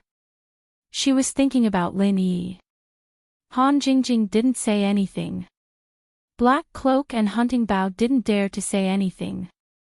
They just sat in the front quietly. When the car entered the center of Blue Rice City, the two suddenly realized that Han Jingjing was no longer in the back seat. They weren't surprised about this. It was a very normal thing for a spirit body to be able to do this. Han Jingjing didn't want them to know that she was going to find Su Shihan and Qing Yi, so she left without saying goodbye. At this time, the sky was getting dark. The concert was about to start.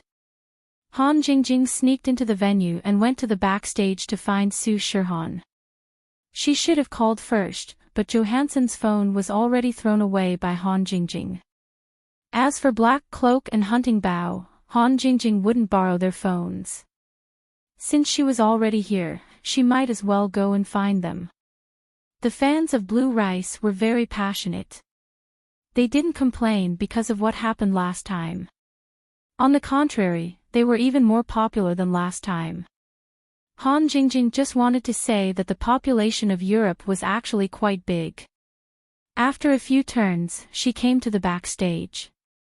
Qing Yi was talking to Su Shihan. Shiji, why isn't Han Jingjing here yet? I can't contact her. If she doesn't come after the concert, we should go back together. Chapter 57-48. I also want to go back and see Lin Yi. He's like this because of me. Qing Yi said with self-blame. She really missed Lin Yi. Unfortunately, the schedule was arranged before she was kidnapped. She couldn't do anything about the concert, so Qing Yi could only complete it first. Don't say that. If you say that, Lin Yi won't be happy. Okay, let's not talk anymore. I'll get people to prepare the flight first, Su Shihan said softly and then changed the topic. Su Shihan said gently and then changed the topic. In fact, everything on the private plane was prepared in advance. As long as she said a word, it could take off at any time. Han Jingjing heard this and directly appeared in the room. She said happily, Su Shihan, Qing Yi, I'm very happy to see you guys, but I'm in a hurry. I won't be attending Qing Yi's concert. Su Shihan, are you leaving now? Ah! Su Shihan and Qing Yi both screamed and subconsciously wanted to attack. A person suddenly appeared in a closed room. Anyone would be shocked. Not to mention, both of them were focused on Lin Yi. Han Jingjing. It's you. You scared me to death. Su Shihan and Qing Yi calmed down after seeing who it was and stopped their attack. After greeting each other, Su Shihan didn't even bother to go on stage.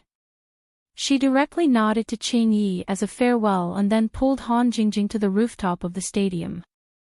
There was a small helicopter waiting for them. After the transfer to the airport, the private jet was already waiting for them to fly across the country. Su Shihan's private plane quickly took off from Lanmi. Han Jingjing suddenly remembered that she still had some things to bring in Beijing. So the destination was changed to Beijing City. Originally, Han Jingjing didn't want to go back to the Liu family. However, since she had to get something, she would go over and take a look when she had time. After all, she was also a member of the Liu family. It would be good to go back and take a look. Although Su Shihan wanted to see Lin Yi as soon as possible, but since Han Jingjing said that the thing in Beijing was related to saving Lin Yi, of course, she wouldn't object. However, she didn't plan to go with Han Jingjing to the Liu family.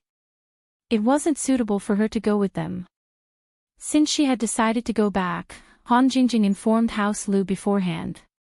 So when the plane landed, the two most important figures of House Liu, Liu Tianyi and Liu Tianli, came to pick her up personally.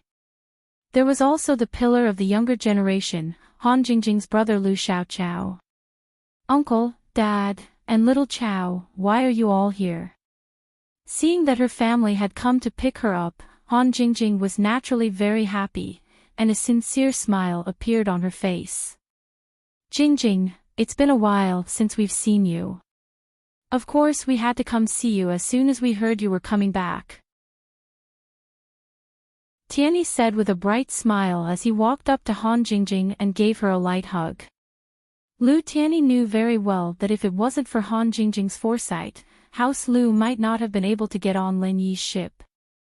When Lin Yi's trust in House Lu was in crisis, and the whole House Lu might be destroyed, it was Han Jingjing who turned the tide and protected House Lu's foundation. So towards this niece of his, Han Jingjing, Lu Tianyi really liked her. It wasn't strange for him to come and pick her up personally. "Thank you, uncle." Han Jingjing returned to the image of a wise and strong woman in front of House Lu. She let go of Lu Tianyi and looked at her father. Lu Tianyi's eyes were filled with excitement and pride. This was his daughter. Although he had done something to tarnish his daughter's reputation, it couldn't change the blood connection between father and daughter.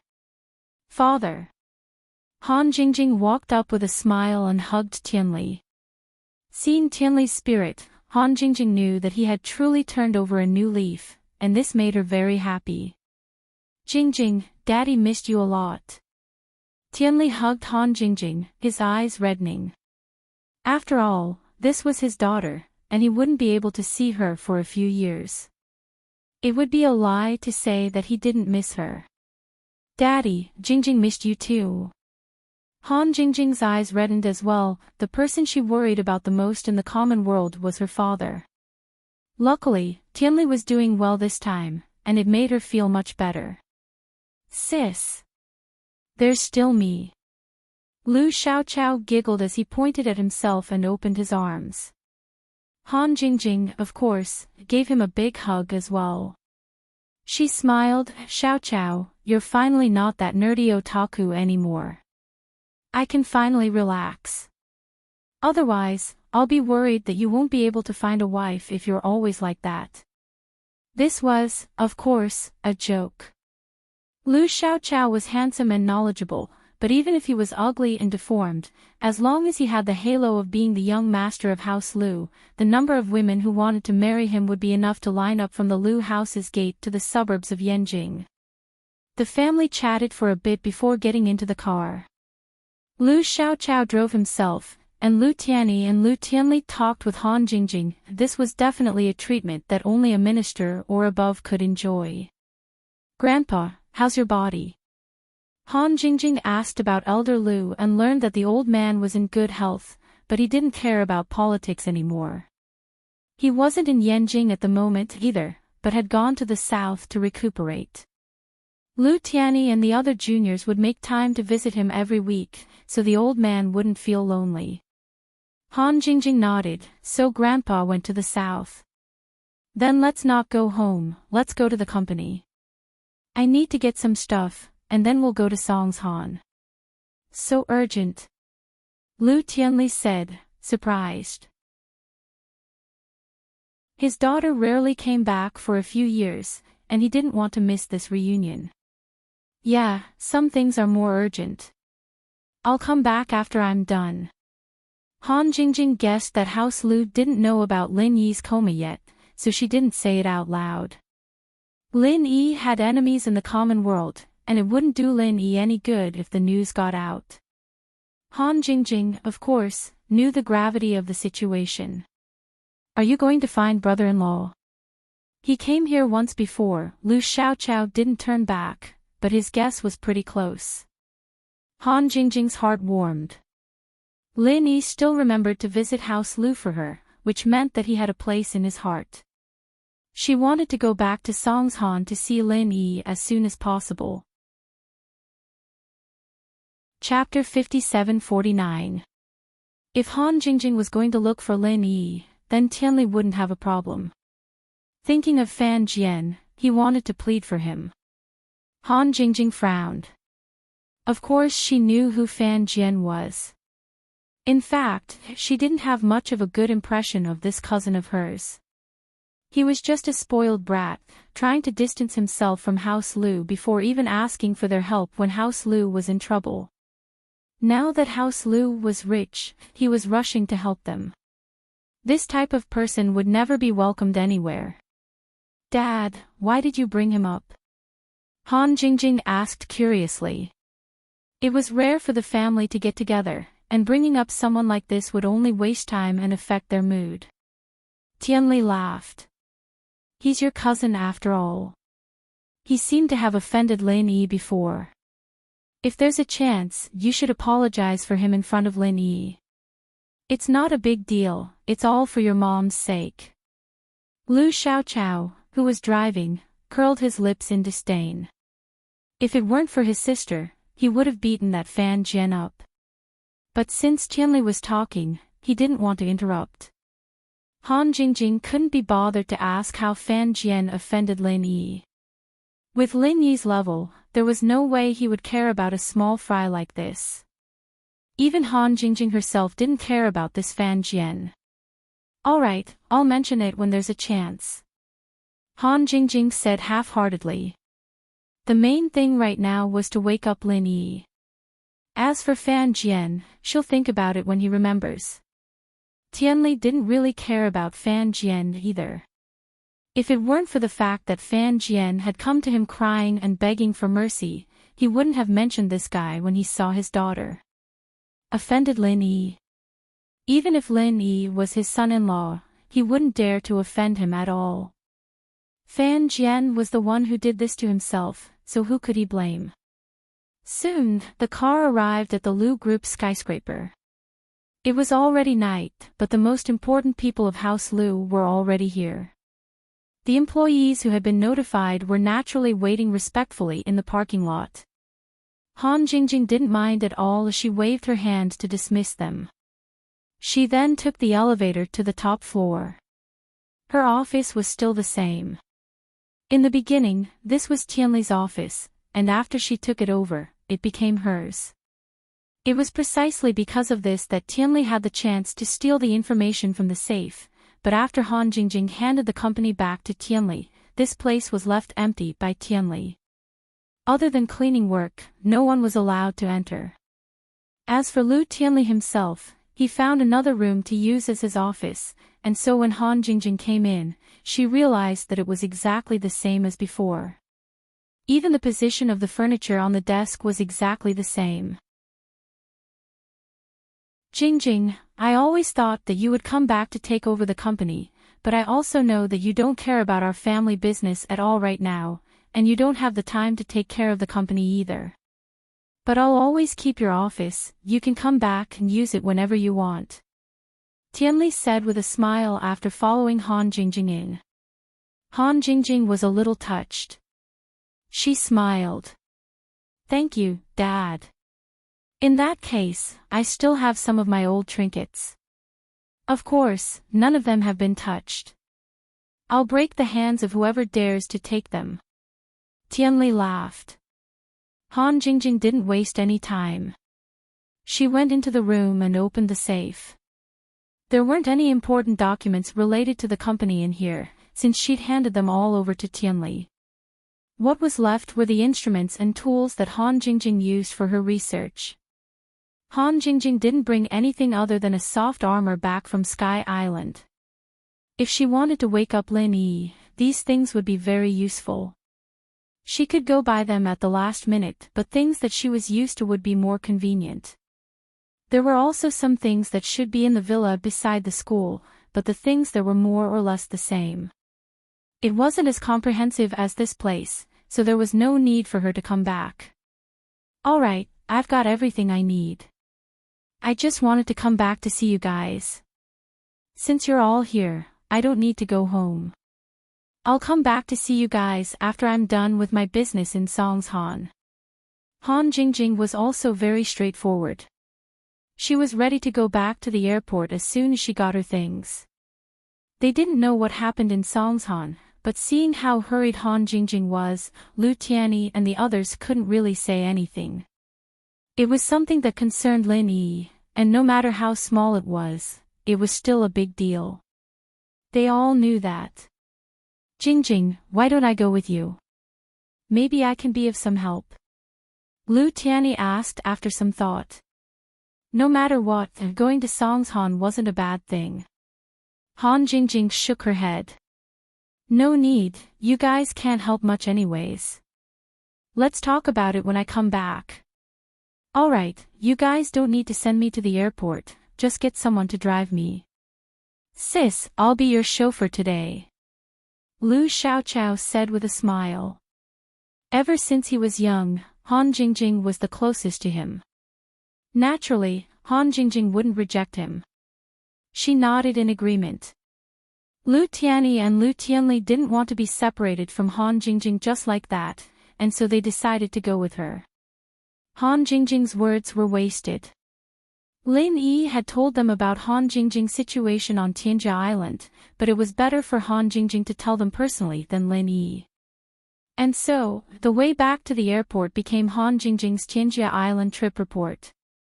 Su Shihan's private plane landed in Donghai City at dawn, and Kong Xiaobo sent a car to pick her up and send her straight to Songshan. Luckily, Su Shihan's itinerary was kept secret. If her fans knew about it, they'd probably be stuck in the airport for half a day. When they arrived at Songshan's villa, Kong Xiaobo, Lai Changyi, Sun Jingyi, and the others were all waiting in the living room. Seeing Han Jingjing, of course, they greeted her passionately. Whether or not Lin Yi could wake up depended on Han Jingjing. They were all acquaintances, so there was no need to be polite. I'll go check on Lin Yi Gij first. We'll talk later, Han Jingjing said with a smile as she carried her suitcase. Chapter 5750. In fact, those who were in this villa were the closest people to Lin Yi. There was really no need to be too particular. Han Jingjing didn't waste any more time and quickly went upstairs to Lin Yi's room. Lin Yi's primordial spirit lying on the bed didn't seem to have any abnormalities on the surface. If it wasn't for the difference in the room, it would look exactly the same as Lin Yi's body on Heaven Island. Even the posture was exactly the same. Big brother Lin Yi, Jingjing is here. Han Jingjing rushed to the bed and put down the box in her hand. She reached out and held Lin Yi's hand and said firmly, Big brother Lin Yi, don't worry. Jingjing will definitely wake you up. Su Shihan was the second to come in. She was also very worried about Lin Yi, but seeing Han Jingjing's expression, she was too embarrassed to do the same. She could only stand by the door and watch without saying anything. She didn't continue to enter the room, and the people behind her also stopped. After Han Jingjing finished speaking, she let go of Lin Yi's hand and turned around to open the box. She took out all the tools and instruments inside one by one. Jingjing, what are you doing? Su Shihan couldn't help but ask. In fact, she wanted to ask more about Lin Yi's situation. It was just that Han Jingjing didn't seem to be doing any checks, so she didn't ask. Han Jingjing continued to put things out and said without turning her head, I just took a look. There is nothing wrong with Lin Yi's primordial spirit. Although it suffered a lot of damage, it only made Lin Yi's primordial spirit a little weaker. It shouldn't be like this. What is going on? I need to do a more detailed check. As she spoke, Han Jingjing had already started to dismantle some of the instruments and reassembled them into new ones. She also asked Kong Xiaobo to bring all the laptops, TVs, and phones in the villa for her to temporarily use as peripherals. The entire room was quickly filled with scattered components, and around Lin Yi's bed, there were 6 new pillar-shaped electronic devices. It looked a little ugly, but the people at the door didn't understand it, but they thought it was awesome. When Han Jingjing made these things, they made a lot of noise, but no one thought there was a problem. If the noise could wake up Lin Yi, they didn't mind setting off firecrackers in Lin Yi's ears all day. When the 6 electronic devices were finally connected by Han Jingjing, some messy lines began to appear on her laptop. Han Jingjing's face was slightly happy, as if she was very satisfied with the appearance of these lines. Other than Han Jingjing, no one else could understand what these lines meant. They were afraid of disturbing Han Jingjing, so they didn't dare to ask questions. They just watched quietly as Jingjing quickly typed in lines of commands on her laptop. 10 minutes later, Han Jingjing frowned and muttered, "How strange, how could such a situation happen?" Su Shihan immediately asked, "Jing Jing, what did you find out? How is it?"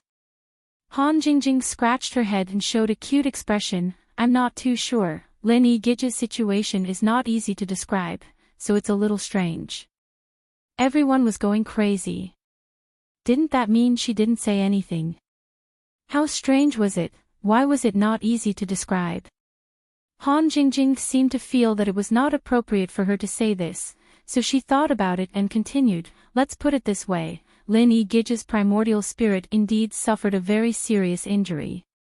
His primordial spirit's divine sense energy is continuously flowing out, but the speed is not fast. If there is no replenishment, it can still last for about a year, and after a year, it will probably completely dissipate." Su Shihan and Sun Jingyi's face paled. What was so strange about this situation? They should quickly think of a way to save Lin Yi.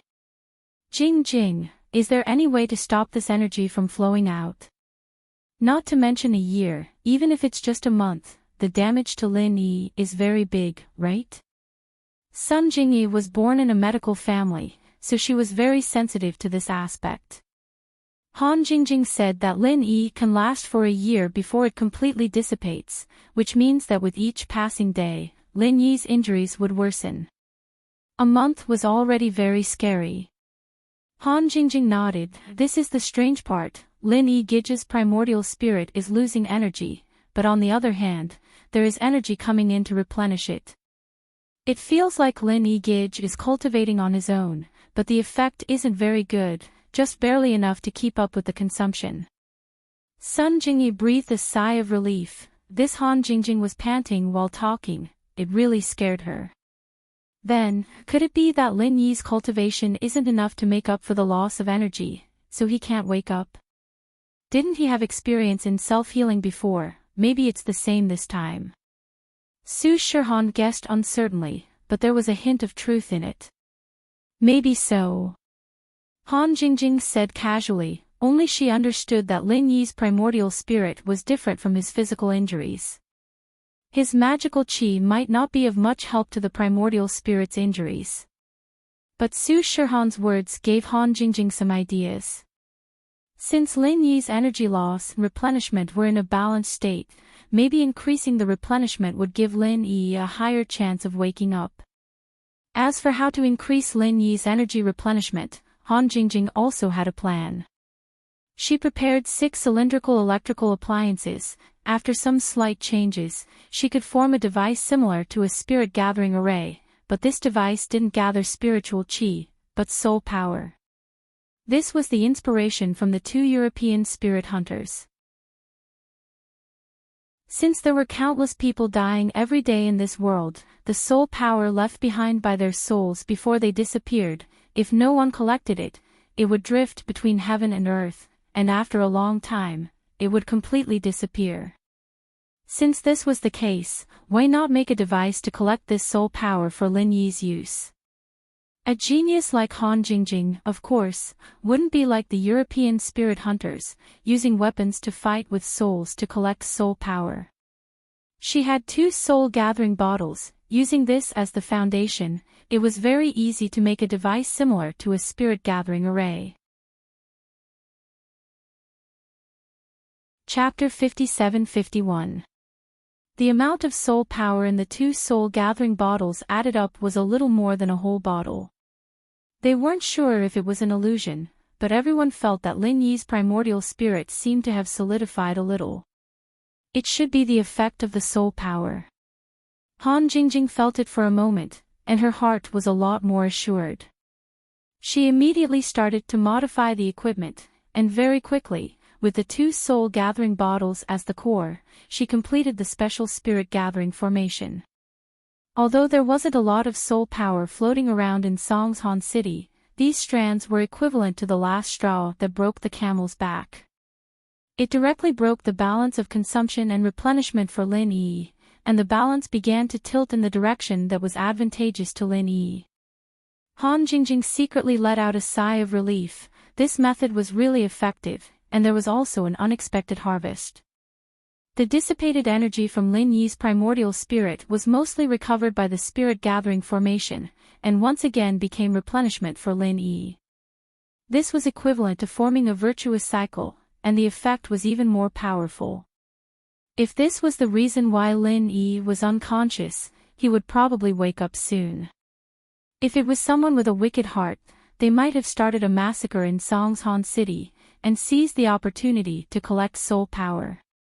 But Han Jingjing never had such a thought, so she didn't think that she had made such a terrifying device. If the evil cultivators on Heavenly Island found out about it, it would definitely cause a huge storm of blood.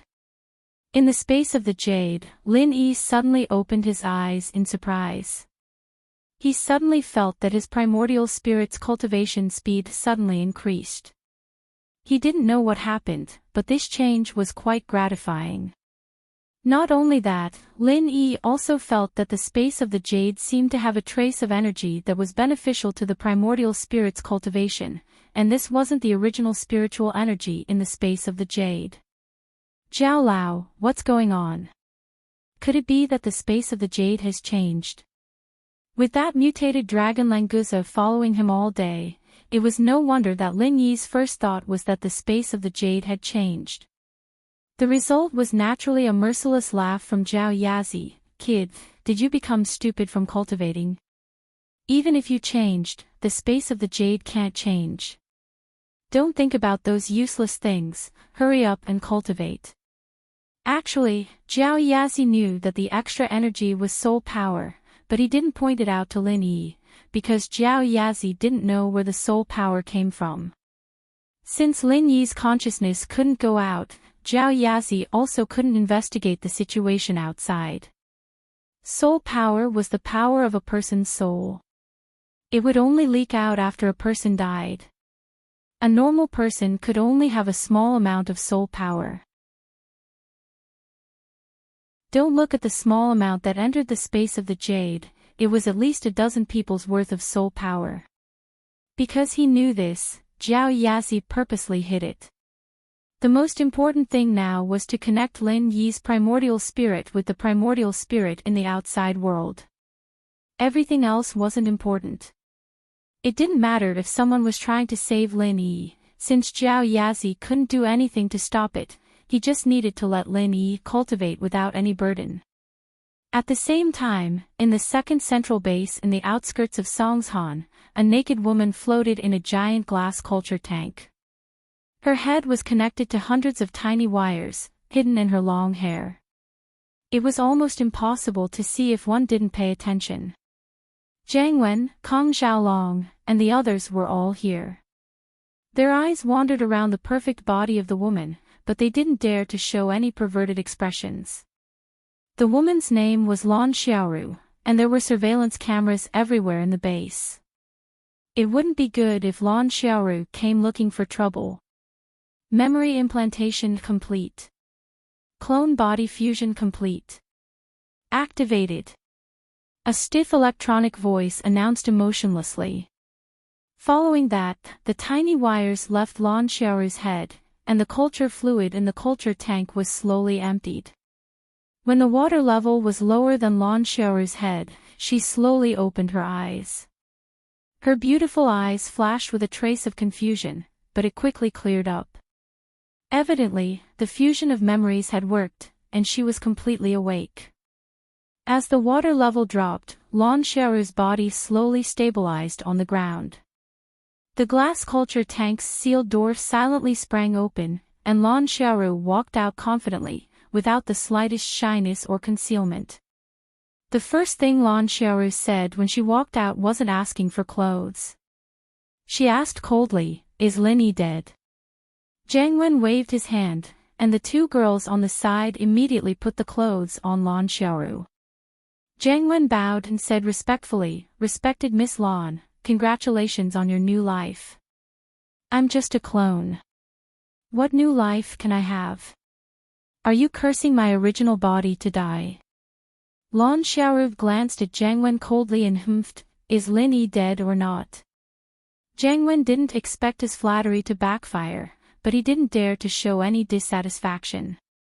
Lan Xiaoru was a clone, and her identity was far superior to his, the person in charge of Base 2. He could only continue smiling. Miss Lan is immortal, my bad. Lin Yi hasn't appeared since the explosion, but Cheng Yi is still holding a concert. I don't think he'll die that easily. Lan Xiaoru looked at the clothes she was wearing. She seemed to be satisfied with Jiang Wen's preparation, but she didn't like his report. It's been so many days, don't you know how to investigate? What estimate? If Cheng Yi is in the mood to hold a concert, then Lin Yi will be fine. Go find out where he is now. Lan Xiaoru stood in front of Jiang Wen and ordered in an extremely domineering manner. She had to get rid of Lin Yi no matter what. This kind of opportunity wouldn't come by often. Yes.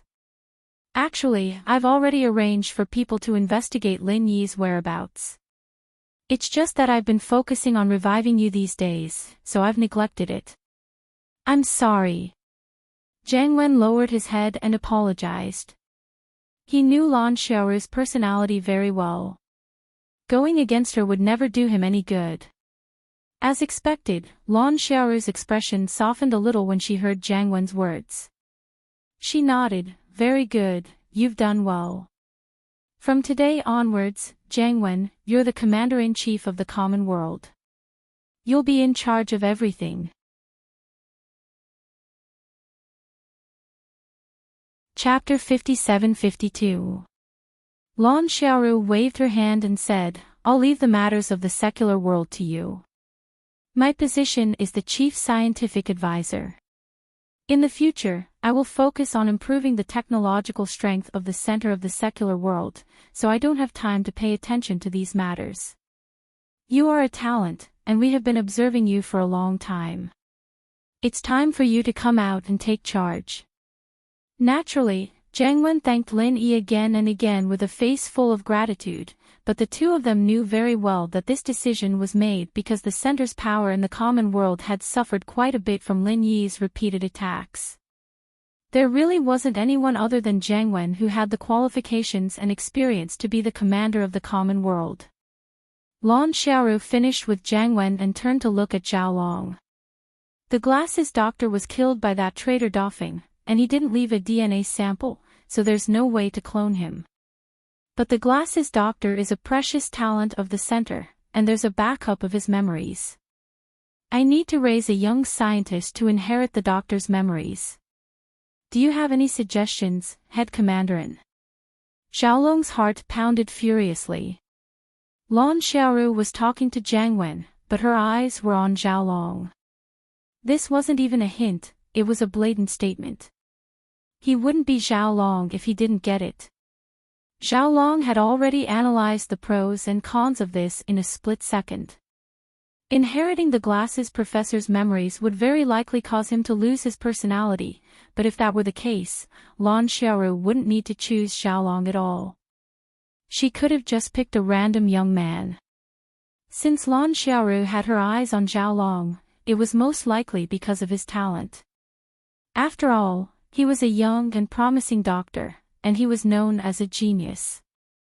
Xiaolong guessed that after inheriting the glasses doctor's memories, his personality would still be his, but the memories would be shared by both of them. It wasn't a big deal. On the other hand, Xiaolong would become one of the top figures in the common world. At the very least, he'd be one of the top 3. This was a chance that Xiaolong had been dreaming of. He'd always been jealous of his cousin, Kong Mingming. He was a useless playboy, but why was he able to do so well? He, the prodigy of House Kong, was like an ant. Now that there was a chance, Xiaolong would definitely grab it. Lan Xiaoru didn't say anything, but Xiaolong was already prepared to say yes. Jiang Wen was a smart man, too. He only needed to glance at Lan Xiaoru to know what she was thinking. He smiled and nodded. What a coincidence, I have a suitable candidate here. At the same time, Jiang Wen reached out and pulled Xiaolong over. Miss Lan should know this Xiaolong, right? Originally, he came from the Central Sanctuary. He has the title of Doctor of Medicine, and his IQ is beyond doubt. Besides, he is Kong Ming Ming's brother. Speaking of which, he is one of us. It's a waste of his talent to be my assistant. What do you think, Miss Lan? Here's the chance. Zhao Long looked at Jiang Wen gratefully. He didn't wait for Lan Xiaoru to ask. Miss Lan, I've always respected Dr. Glass's knowledge. If I could inherit his memories and let him use my body to be reborn, that would be my honor. If possible, please give me this chance. Lan Xiaoru smiled and nodded in satisfaction. Very well, I'm very happy that you're willing to make such a request. Dr. Glasses would be very satisfied to have a talent like you as a vessel for his rebirth.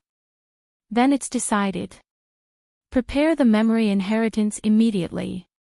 The equipment was ready-made, but only Lan Xiaoru knew the password to open the memory extraction. She had to do it herself. Jiang Wen looked at Zhao Long lying on the metal table, deep in thought. Theoretically speaking, Lan Xiaoru and Dr. Glasses were both immortal existences, but Lan Xiaoru used her own DNA to duplicate a body infinitely. Dr. Glasses, on the other hand, probably didn't want to clone himself because his original body was too weak. He only backed up his memories as a means of rebirth. Now that Jiang Wen was the commander-in-chief of the common world, he had the right to preserve the possibility of rebirth for himself. He was already considering whether he should choose Lan Xiaoru's method or Dr. Glass's method. Suddenly, Jiang Wen had an idea. Perhaps he could combine the two methods and keep a copy of his memories. He wouldn't use a human body as a vessel, but a clone body instead. Of course, this clone body wouldn't be his original body. A clone with no memories at all would be more suitable as a vessel for the memory inheritance. The first name that popped into Jiang Wen's mind was Lin Yi. Jiang Wen hated Lin Yi to the bone, but in his subconscious, he really wanted to be like Lin Yi. If he could get a sample of Lin Yi's DNA and clone it, would he be as strong as Lin Yi? Jiang Wen couldn't stop himself from thinking about it. The more he thought about it, the more feasible it seemed. The only problem was, how could he get a complete copy of Lin Yi's DNA? Of course, problems could always be solved with solutions. With a plan like this, Jiang Wen believed that he could do it. Now that he was the commander-in-chief of the common world, he'd be able to think of a way to solve small problems like this. As Jiang Wen's thoughts ran wild, Zhao Long successfully inherited the doctor's memories and sat up with his hands on his messy head. Lan Xiaoru stood in front of Zhao Long, waiting for him to calm down before smiling. Zhao Long. Or should I keep using Dr. Glasses? Zhao Long put a hand on his forehead and chuckled. Miss Lan, just call me Zhao Long. I've inherited Dr. Glass's memories, but the original name sounds better. Lan Xiaoru nodded with a smile. No problem, if you like Dr. Glasses, you can change it. Zhao Long laughed and thanked Lan Xiaoru. He stood up and waved at Xue Jianfeng, who was sitting in the corner, watching coldly. Xue Jianfeng, how's the fusion? Come here and give me a check. Chapter 57-53. Zhao Long had inherited the Glasses professor's memories, and Xue Jianfeng should have been happy about it. But looking at Zhao Long's annoying face, Xue Jianfeng regretted not killing him at the bottom of the sea. But no matter how unhappy he was, he didn't dare to show it. He walked over obediently. Glasses professor, it's great that you're able to come back to life. My situation seems to be pretty good. Zhao Long frowned. Call me Professor Kong. I know you respect the professor a lot, and I'm indeed the professor's reincarnation, but I hope you remember that I'm Zhao Long now. Do you hear me? Don't let this happen again. Xue Jianfeng was getting more and more pissed off. He was a powerful practitioner at the early stage of mystic ascension, but he was being scolded mercilessly by an ant like Zhao Long. Didn't this idiot know that he could kill him with a single glance? Yes, I hear you. It won't happen again. Xue Jianfeng gave in, feeling extremely wronged. There was still poison in the center of his body. If he could get rid of the poison, he'd never let that bastard Xiaolong go. Xiaolong was satisfied with Xue Jianfeng's attitude. He picked up a scalpel and threw it to Xue Jianfeng. Make a bigger wound for me. He wanted to cut Xue Jianfeng for fun, but Xue Jianfeng's defense wasn't something anyone could break. Even if Xiaolong used a large knife, he wouldn't be able to leave a mark on Xue Jianfeng's body, much less a scalpel. Xue Jianfeng's eyebrows twitched. He gritted his teeth and grabbed the scalpel. He made a cut on his arm, and a 30-centimeter long cut appeared. It was so deep that the bone could be seen. This guy was really cruel to himself. Xiaolong didn't care about Xue Jianfeng's feelings and expressions. He focused on the wound. Lan Xiaoru and Zhang Wen did the same. They were all looking forward to Xue Jianfeng's self-healing ability. Blood seeped out of the cut quickly, but before it could form, the cut closed at a speed visible to the naked eye. In a short 10 seconds, there wasn't even a scar left on Xue Jianfeng's arm. Only traces of blood proved that there really was a wound. Xiaolong clapped his hands and laughed. It worked. Our Kong family's golden sore medicine is quite amazing. Once this new medicine is mass-produced, we will be able to form an undead army. Xue Jianfeng wiped away the bloodstains on his arm and sneered in his heart. The Kong clan's golden sore medicine was indeed not bad, but he wasn't completely clueless. He had seen the recipe, and the ingredients inside were extremely rare and precious even in the secular world. It was impossible to concoct such a medicine in large quantities. Furthermore, only Xue Jianfeng understood the pain and difficulty of fusing the medicine. Even with his early-stage profound ascension physique, he almost couldn't endure it. Build an undead army. Let's find someone who can withstand the potion's power without dying first. Due to his displeasure towards Xiaolong and Zhang Wen, Xue Jianfeng didn't voice out his thoughts. He maintained his silence. His goal now was to increase his strength and find a chance to get rid of the poison in his body. Then, he would be truly free. Let's talk about the army later. Let's discuss the plan to deal with Lin Yi first.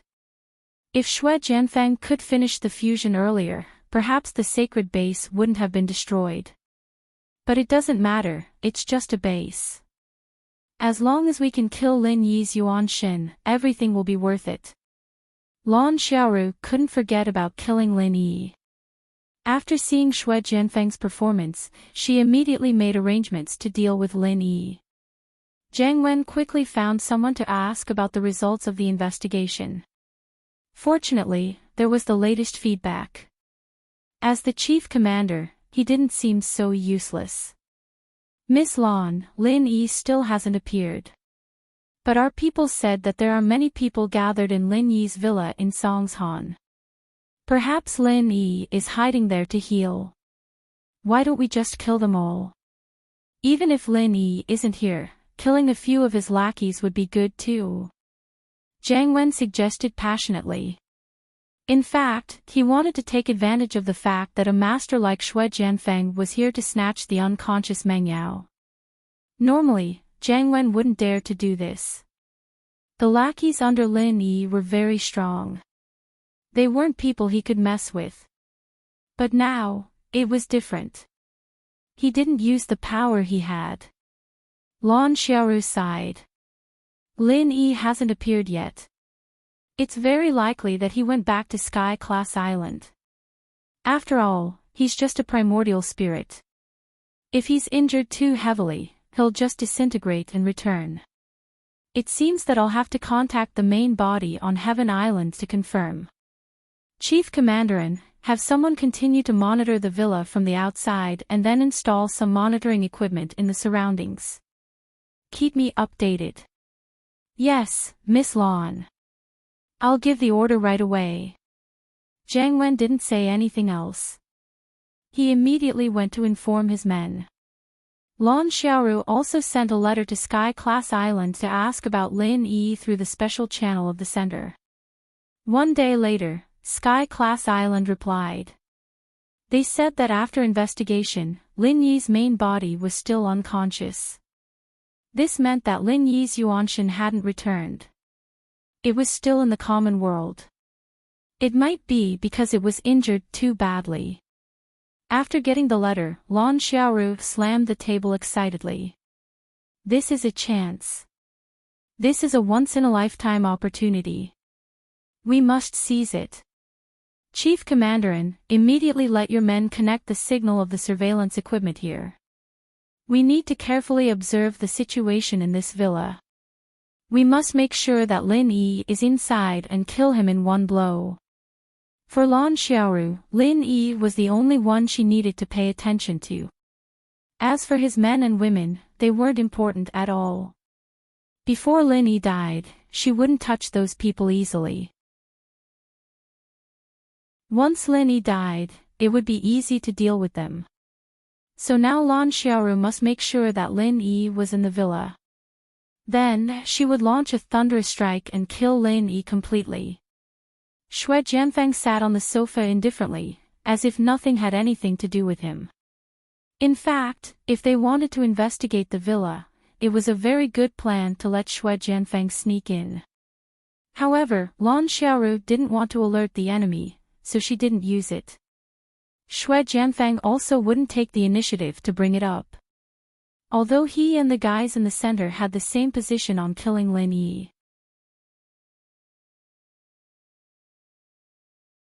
Chapter 57-54. Lan Xiaoru looked at the small image on the huge display screen, and her hands jumped quickly on the control keyboard. In addition to the normal video surveillance, there were also high-tech surveillance methods such as thermal imaging, infrared imaging, and so on. They could see every corner of the entire villa clearly. It was a pity that Lin Yi was a spirit body, and these surveillance methods could not find his exact location, so they could not be sure if Lin Yi was really in the villa. Because of this, Lan Xiaoru did not dare to act rashly for a while, for fear that she could not hit the target and give Lin Yi a chance to catch his breath. She did not know that if she attacked now, Lin Yi might really be killed by her, and the hesitation at this critical moment really gave Lin Yi a chance to live. In the villa, Han Jingjing was still waiting by Lin Yi's side, paying attention to the changes on the instrument at all times. What made her feel at ease was that looking at the fluctuations of those lines, Lin Yi's condition was gradually improving. First of all, the speed of energy loss began to slow down after these days of strong replenishment, and the speed of replenishment had further increased. If her guess was right and it went smoothly, Lin Yi would be able to wake up soon, and Han Jingjing's purpose of coming back would basically be considered to have been achieved. At this moment, Han Jingjing found that the technological surveillance array she had set up had captured some strange energy signals, and she immediately operated quickly on the notebook. What is this? Surveillance equipment. In less than 10 seconds, Han Jingjing easily found the source of the trace of energy signal. It turned out to be a thermal imaging instrument not far from the villa. Originally, someone had set up surveillance equipment around the villa, and it should have been discovered by the people in the villa early on. However, these guys used the identity of repairing the network base station as a cover, and they did not arouse the suspicion of Kong Xiaobo and the others.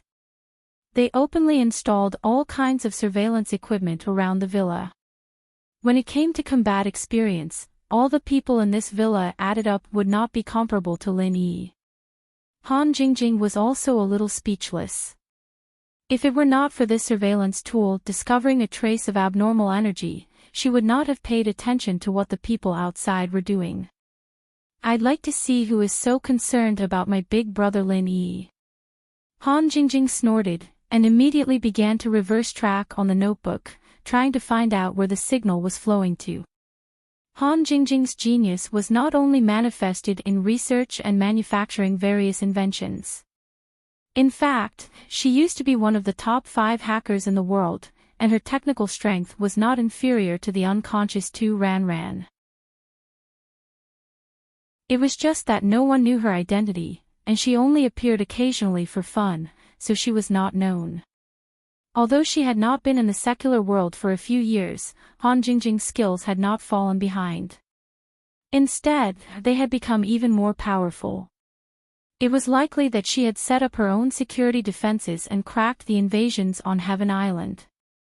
For Han Jingjing, this was just a little game for her to relax when she was tired. Hee, I caught you. In less than 3 to 5 minutes, Han Jingjing chuckled proudly.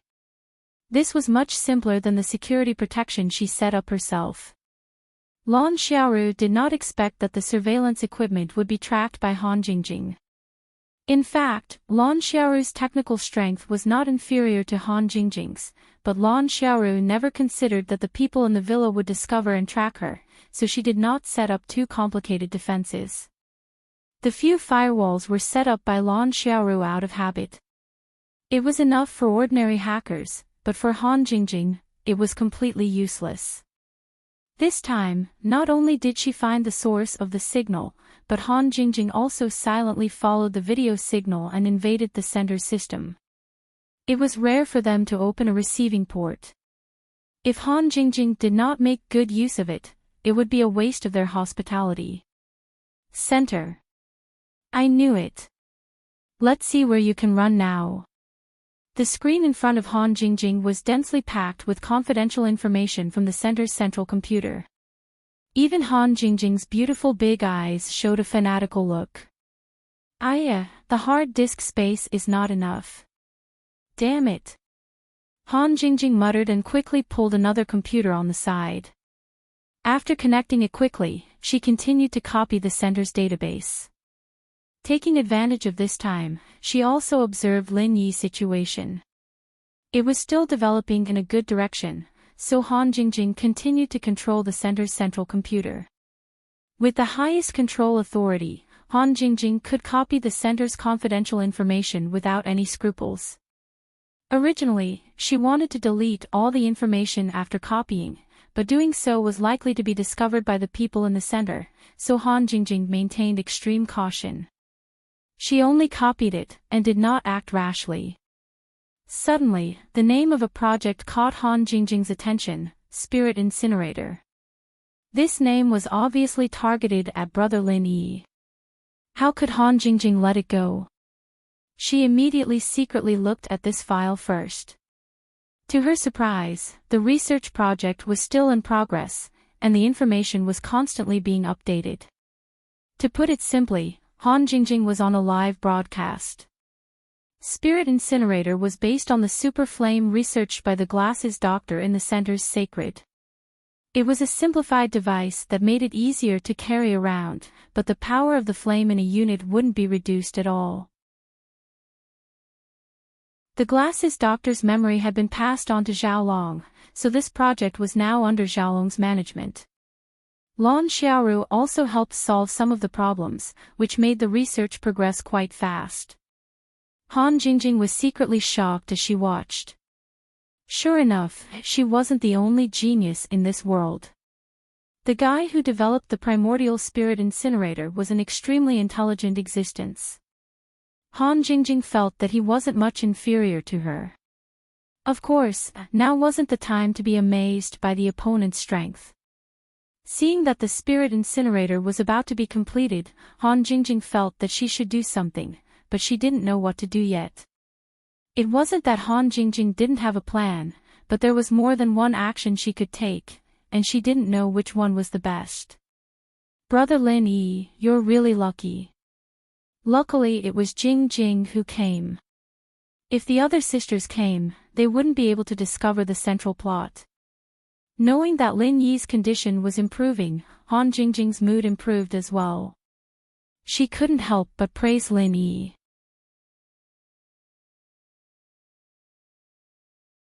Chapter 57-55. As she spoke, Han Jingjing got busy again. She gathered the scattered parts and started making something. In the second base, Xiaolong and Lan Xiaoru finally completed the simplified version of the super flame, the spirit burner. Now was the time to use it to kill Lin Yi. Shui Jianfeng, install this spirit burner on the flying saucer and go to the villa to kill Lin Yi. Xiaolong said to Shui Jianfeng proudly as he pointed at the spirit burner he had just made. Shui Jianfeng turned to Lan Xiaoru and asked, Miss Lan, have you confirmed that Lin Yi is in the villa? Also, is this thing really effective? If something goes wrong, should I just kill Lin Yi and be done with it? Lan Xiaoru looked at Shui Jianfeng with approval. Not bad, your question is very good. Our first goal is to kill Lin Yi no matter what. If the spirit burner doesn't work, then we'll have to rely on you to kill Lin Yi's spirit. Remember, don't fail. After a slight pause, Lan Xiaoru continued, as for whether or not Lin Yi is in the villa, I'm not sure yet, but I'm guessing that there's a 90% chance that he is. Just do whatever you want. Shui Jianfeng nodded, I understand. I'll go prepare now. Xiaolong wasn't happy that Shui Jianfeng ignored him. He humphed, forget it, I'll go with you. I'm the one who made this spirit burner, after all. If anything goes wrong, I'll be able to take care of it. That's good. I'll be more at ease with Professor Kong. Lan Xiaoru nodded. She didn't object to Xiaolong's suggestion. Shui Jianfeng was annoyed. She didn't even trust him for something like this. This Xiaolong was too much. Did he think that just because he inherited Professor Glass's memories, he really became Professor Glass's? However, Shui Jianfeng also knew that he was the one who had the least right to speak, so he didn't say much. He picked up the small cannon-shaped spirit incinerator and turned to leave the room. Xiaolong called out to Lan Xiaoru and Zhang Wen before following them out. He didn't pay much attention to Shui Jianfeng's feelings. He only wanted to go along because of his hatred for Lin Yi. There weren't many chances to kill Lin Yi with his own hands, so Xiaolong wouldn't miss it. The sky was already dark by the time everything was ready. The flying saucer carried Shui Jianfeng and Xiaolong, activating the cloaking device and leaving Songshan's outskirts, flying towards Lin Yi's villa. It wasn't even a minute before it reached Lin Yi's villa. It was a city area, after all, and the speed of the flying saucer was incredibly fast. Shui Jianfeng's divine sense swept over first. This distance wasn't a problem at all. As long as there wasn't any divine sense shielding device, he could see everything in the villa clearly. It was much better than the surveillance devices outside. Lin Yi really is heavily injured. He's lying unconscious in the room on the second floor. Shui Jianfeng said, pleasantly surprised. If he knew it would be so easy, why would he need those surveillance devices? He could have just asked him to take a look around here. However, Shui Jianfeng's divine sense was noticed by Languza. Languza was much stronger than Shui Jianfeng, and so was his divine sense. Shui Jianfeng's scan was immediately noticed by Languza, and he followed up with a scan. Shui Jianfeng's body shook, and he mumbled, I forgot about this guy. Even if Lin Yi's injuries aren't light, this guy isn't easy to deal with. Xiaolong, on the other hand, didn't notice Shui Jianfeng's mumbling. When he heard that Lin Yi was on the second floor of the villa, he laughed evilly, ha ha ha, the heavens are on my side. That bastard Lin Yi finally has his day. Watch how this young master's primordial spirit incinerator turns him into ashes. Shui Jianfeng wanted to say that there was a mystic late-stage master who had his eyes on them, but when he thought that Lin Yi was about to die, he didn't say it out loud. More importantly, Shui Jianfeng thought that even if he couldn't win against Languza, it wouldn't be a problem. After merging with the new recovery potion, his body was almost immortal. Languza was strong, but he might not be able to do anything to Shui Jianfeng. If he could use this chance to kill Zhao Long, it would be perfect. Firing the spirit incinerator not only gave him a chance to kill Lin Yi, but it also gave him a chance to kill Zhao Long. This was killing two birds with one stone. Xue Jianfang wanted to laugh out loud at the thought of it. He should give himself a thumbs up for being so smart. These thoughts flashed through his mind in an instant. Zhao Long didn't know that Xue Jianfang was planning to get rid of him with a borrowed knife. He was still laughing proudly as he activated the soul burner, aiming for the villa below.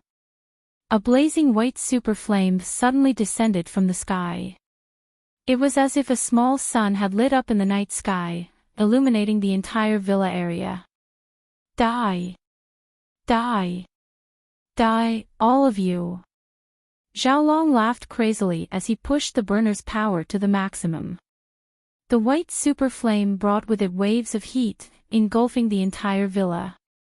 Jiang Wen, who was far away in the second base, changed his expression. What's wrong with Zhao Long? Didn't we agree to only kill Lin Yi's soul? Does he intend to kill everyone in this villa with this level of intensity?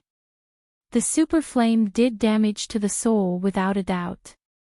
It was obvious from Lin Yi's current situation. But in fact, the super flame didn't only work on the soul. It would burn everything else as well. Judging from the range of the super flames that Zhao Long had unleashed, the entire villa would be completely destroyed in 1 or 2 seconds. Everyone inside, including Languza, would probably be burned to ashes. Jiang Wen didn't care about the others, but Meng Yao was in deep slumber as well. This bastard Zhao Long was going to kill Yao Yao as well. But the super flame of the spirit burner had already been unleashed. Even Jiang Wen couldn't stop it now. Killing Lin Yi was something to be happy about, but letting Yao Yao die with him was something he couldn't accept.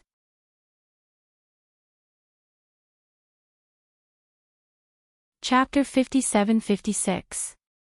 Just when these people in the center thought that the outcome had been decided, an inconspicuous metal rod that looked like a lightning rod suddenly flashed with a few electric arcs. Then, the blazing white flames that covered the sky seemed to be attracted by the lightning rod. They suddenly changed their direction and gathered on the metal rod. Zhao Long's smile was still on his face when he realized that things weren't as he'd imagined. The villa below was still the same villa, and the super flames from the spirit burner didn't even burn a single feather on the roof, much less Lin Yi inside. What's going on? Zhao Long asked, surprised, but no one answered his question. Could it be that it's malfunctioning? That doesn't make sense. Zhao Long subconsciously activated the spirit burner again, and another ball of super flame fell straight down. This time, Zhao Long's eyes were wide open, and he could clearly see the super flame being absorbed by the metal rod. How could this be? Zhao Long was dumbfounded. Strictly speaking, this spirit burner was created by combining his and the glasses professor's intelligence. How could it be useless? Normally speaking, a ball of super flame would be enough to burn the villa below into ashes. Why couldn't it burn a single metal rod after 2 tries? In the villa, Han Jingjing, who'd always had a cute expression on her face, was smiling like a fox. She was just worried about the lack of free soul energy in Songshan, and Lin Yi's recovery speed was too slow, and this idiot Zhao Long came to her rescue twice in a row. If they hadn't been discovered by the surveillance earlier, they would have been able to kill Lin Yi, but it was unnecessary. Han Jingjing caught them, tracked them back to their location, and took control of the second base's central computer. Zhao Long's spirit burner was no longer a secret to Han Jingjing. After all, she was a super genius who'd invented automatic pill refining and weaponsmithing equipment. The principle behind the spirit burner was laid out clearly in front of her, and if she still couldn't find a way to deal with it, she might as well kill herself with a piece of tofu. The super flame could damage the body, and in other words, it was a type of energy utilization. Han Jingjing created a reverse recycling device for the spirit burner, reversing the damage of the super flame. Xiaolong's 2 consecutive attacks were converted into energy for Lin Yi's body to absorb. It wasn't as effective as pure soul energy, but there was a lot of it, and it should be able to speed up Lin Yi's recovery. Why did you stop? Let's do it a few more times. This little bit of energy isn't enough to wake up Lin Yi, big bro. Xiaolong. Go. Don't give up. Go. Han Jingjing stared at the computer screen with a smile, cheering for Xiaolong in the UFO. If she only used the super flame twice, it wouldn't even be enough for her hard work. Another ball of white super flame appeared on the screen, and Han Jingjing couldn't help but exclaim. At least Xiaolong wasn't so scared, or else she'd consider making a simplified spirit burner herself to replenish Lin Yi's energy. In the UFO, Xiaolong screamed hysterically, "Impossible. There's nothing wrong with my work, how could this happen? This doesn't make sense." Amidst Han Jingjing's laughter, she fired the super flame again and again, adding to Lin Yi's recovery. Xue Jianfeng's face was a little ugly. He wanted to use Languza to get rid of Xiaolong, but it had been so long, and even the security of the residential area was gathering here. There was no response from the villa at all. Something was wrong, and while he wasn't afraid, he still felt a little guilty. "Xiaolong, don't use your spirit burner anymore. Use the laser cannon to blow up this villa first, and if Lin Yi doesn't die, then use the burner on him." Xue Jianfeng couldn't help but remind Xiaolong, who was already in a dead end. After all, compared to Xiaolong, he wanted to kill Lin Yi more. Xiaolong paused, not minding the disrespect in Xue Jianfeng's tone. He clapped his hands, "Makes sense. Xue Jianfeng, you're quite smart, aren't you? Your limbs aren't the only thing you have." Xue Jianfeng wanted to slap this guy to death.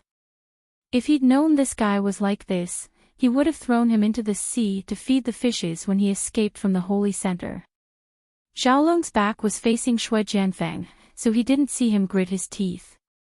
His hands were still moving quickly on the control panel, and under the UFO, the spirit burner's barrel retracted, revealing the laser cannon's barrel. Lan Xiaoru and Jiang Wen were shocked that the super flame didn't work at all, but Xiaolong was getting ready to use the laser cannon. Jiang Wen, who was in the base, finally came back to his senses and yelled into the communicator, "Xiaolong, don't destroy the villa. Lin Yi isn't alone in there. Let Xue Jianfeng go destroy the absorption device." Unfortunately, his words didn't stop Xiaolong. As far as Xiaolong was concerned, anyone who was with Lin Yi should be dead, so he pretended he didn't hear Jiang Wen's call. The muzzle of the laser cannon quickly charged up, and then a white light flashed, and a beam of light fell directly on the villa.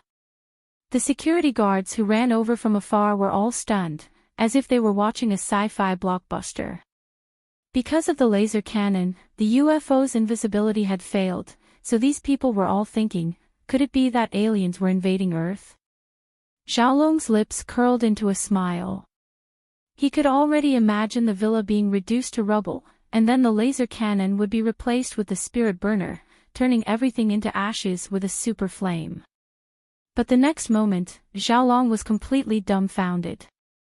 There was a flash of light above the villa, and a U-shaped light shield appeared.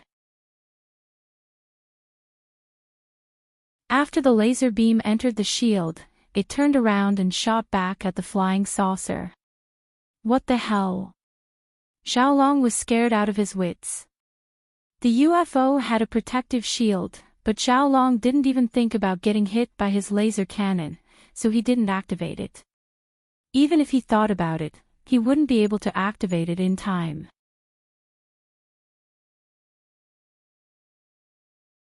Chapter 57-57.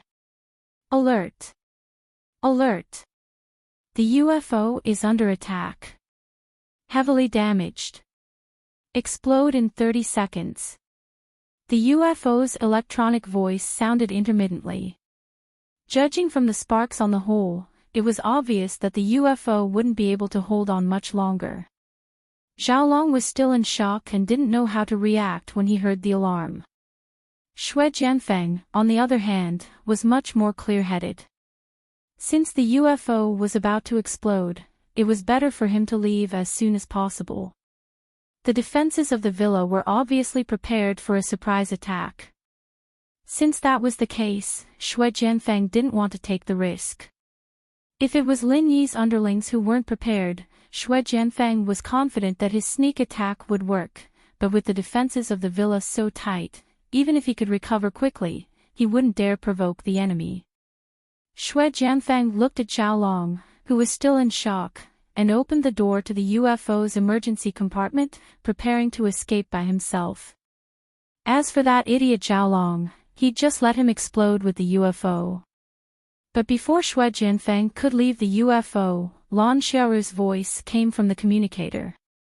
Xue Jianfeng, protect Professor Kong and get him out of the UFO. Get him back to the base as soon as possible. Remember, you must ensure Professor Kang's safety. Xue Jianfeng hated himself. He wanted to kill Xiaolong, but he had to force himself to save him. This feeling was more disgusting than swallowing a fly. Understood, don't worry, Miss Lan. I'll bring Professor Kong back for sure. Xue Jianfeng gritted his teeth and reluctantly pulled Xiaolong over, jumping out of the emergency hatch. In order to attack the villa, the flying saucer was hovering 100 meters in the air. Xue Jianfeng wouldn't have any problems jumping down from that distance, but Xiaolong would be dead without Xue Jianfeng's help. There was a parachute in the UFO, but there wasn't enough time to open it at 100 meters in the air. That was why Xue Jianfeng was so unwilling. Xue Jianfeng, who jumped out of the hatch, did not land directly. Instead, he used the momentum to glide diagonally. If he landed directly, he would be in the villa where Lin Yi was. Lin Yi had not woken up, but if he was stopped by Languza, Xue Jianfeng would not be able to get any benefits. It was better to stay away from them. After gliding in the air for more than 100 meters, the UFO suspended in the air burst into brilliant sparks and directly disintegrated in the air. However, this explosion was not a self-detonation. Instead, it exploded because it was hit by the laser cannon, so the power was not that great.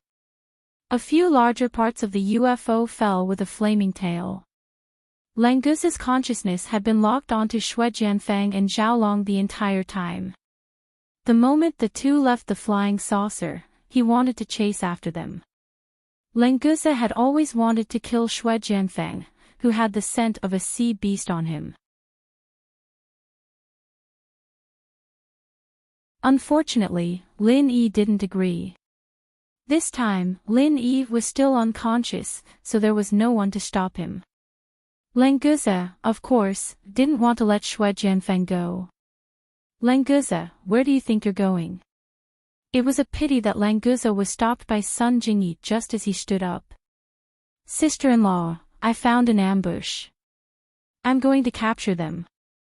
Languza scratched his head. He had a lot of respect for Sun Jingyi. After all, she was his boss, Lin Yi's woman. For Lin Yi's sake, he had to explain. Sun Jingyi shook her head. Languza, I want to ask you not to leave the villa. We can't be sure of Lin Yi's condition right now. You're the only one here who can protect him. If you fall into the trap and Lin Yi is in danger, we might not be able to protect Lin Yi with our strength. Languza thought about it. Compared to killing the annoying Xue Jianfeng, Lin Yi's safety was obviously more important. So, Languza nodded immediately. Sister-in-law, you're right. I was too impulsive. I won't go anywhere today. I'll stay in the villa and see who dares to attack boss. Thank you, Languza. Sun Jingyi smiled. Being able to let Languza stay here had calmed her down a lot. She couldn't help with Lin Yi's injury at all, but before Lin Yi woke up, she had to do everything she could to protect Lin Yi's safety. There were a few sounds of heavy objects falling to the ground. It was obvious that it was the flying saucer that exploded in the sky. Han Jingjing shouted from upstairs. Sister Jingy, get someone to bring the flying saucer's pieces in. I need to study them. Then, I'll notify the secret investigation department and have them settle this. Don't let anyone know. Okay, I'll arrange it. Sun Jingy agreed. She asked Yu Bing and the others to help move the flying saucer pieces in. The flames on the metal pieces had already disappeared when they hit the ground. Although it was a bit hot, Yu Bing and the others weren't afraid of the heat. They quickly moved the pieces in. As for the security guards that came later, they were sent away by Kong Xiaobo with a random excuse. It couldn't be helped. Kong Xiaobo was a famous figure in Songshan. Even if he was lying, the security guards would believe him. Han Jingjing checked on Lin Yi's condition again.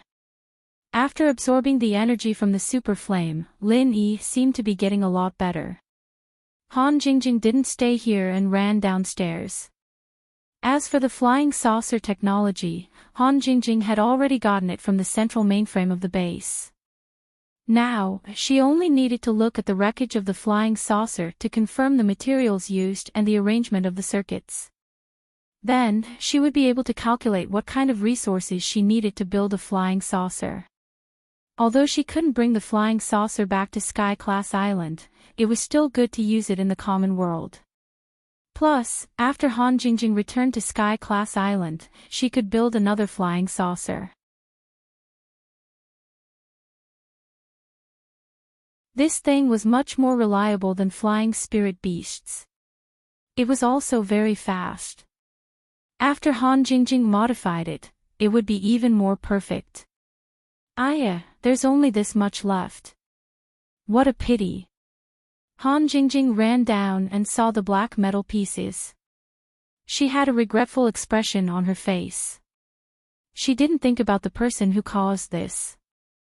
After banging on it for a while, Han Jingjing nodded in satisfaction. Good. Although it's broken, I've gathered most of the things I wanted.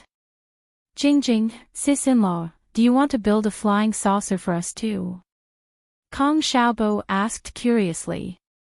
His eyes were full of expectation. It was a good thing to have a flying saucer to play with. I have this plan, but I'm not sure yet. Han Jingjing said with a smile. Although they had the technology, it wasn't easy to build a flying saucer. While everyone was talking, Lin Yi, who was upstairs, slowly opened his eyes. His consciousness had finally communicated with the Yuanshan outside from the space of the jade pendant. It was only a matter of time before he woke up. You're tuning into the LoveLore Library YouTube channel. We're so grateful for your support, and don't forget to subscribe to join us on this incredible journey through captivating stories. Your generosity through donations truly makes a world of difference, as it's the primary source of revenue that allows me to expand and enhance this channel for you. Thank you from the bottom of my heart for being a part of this adventure.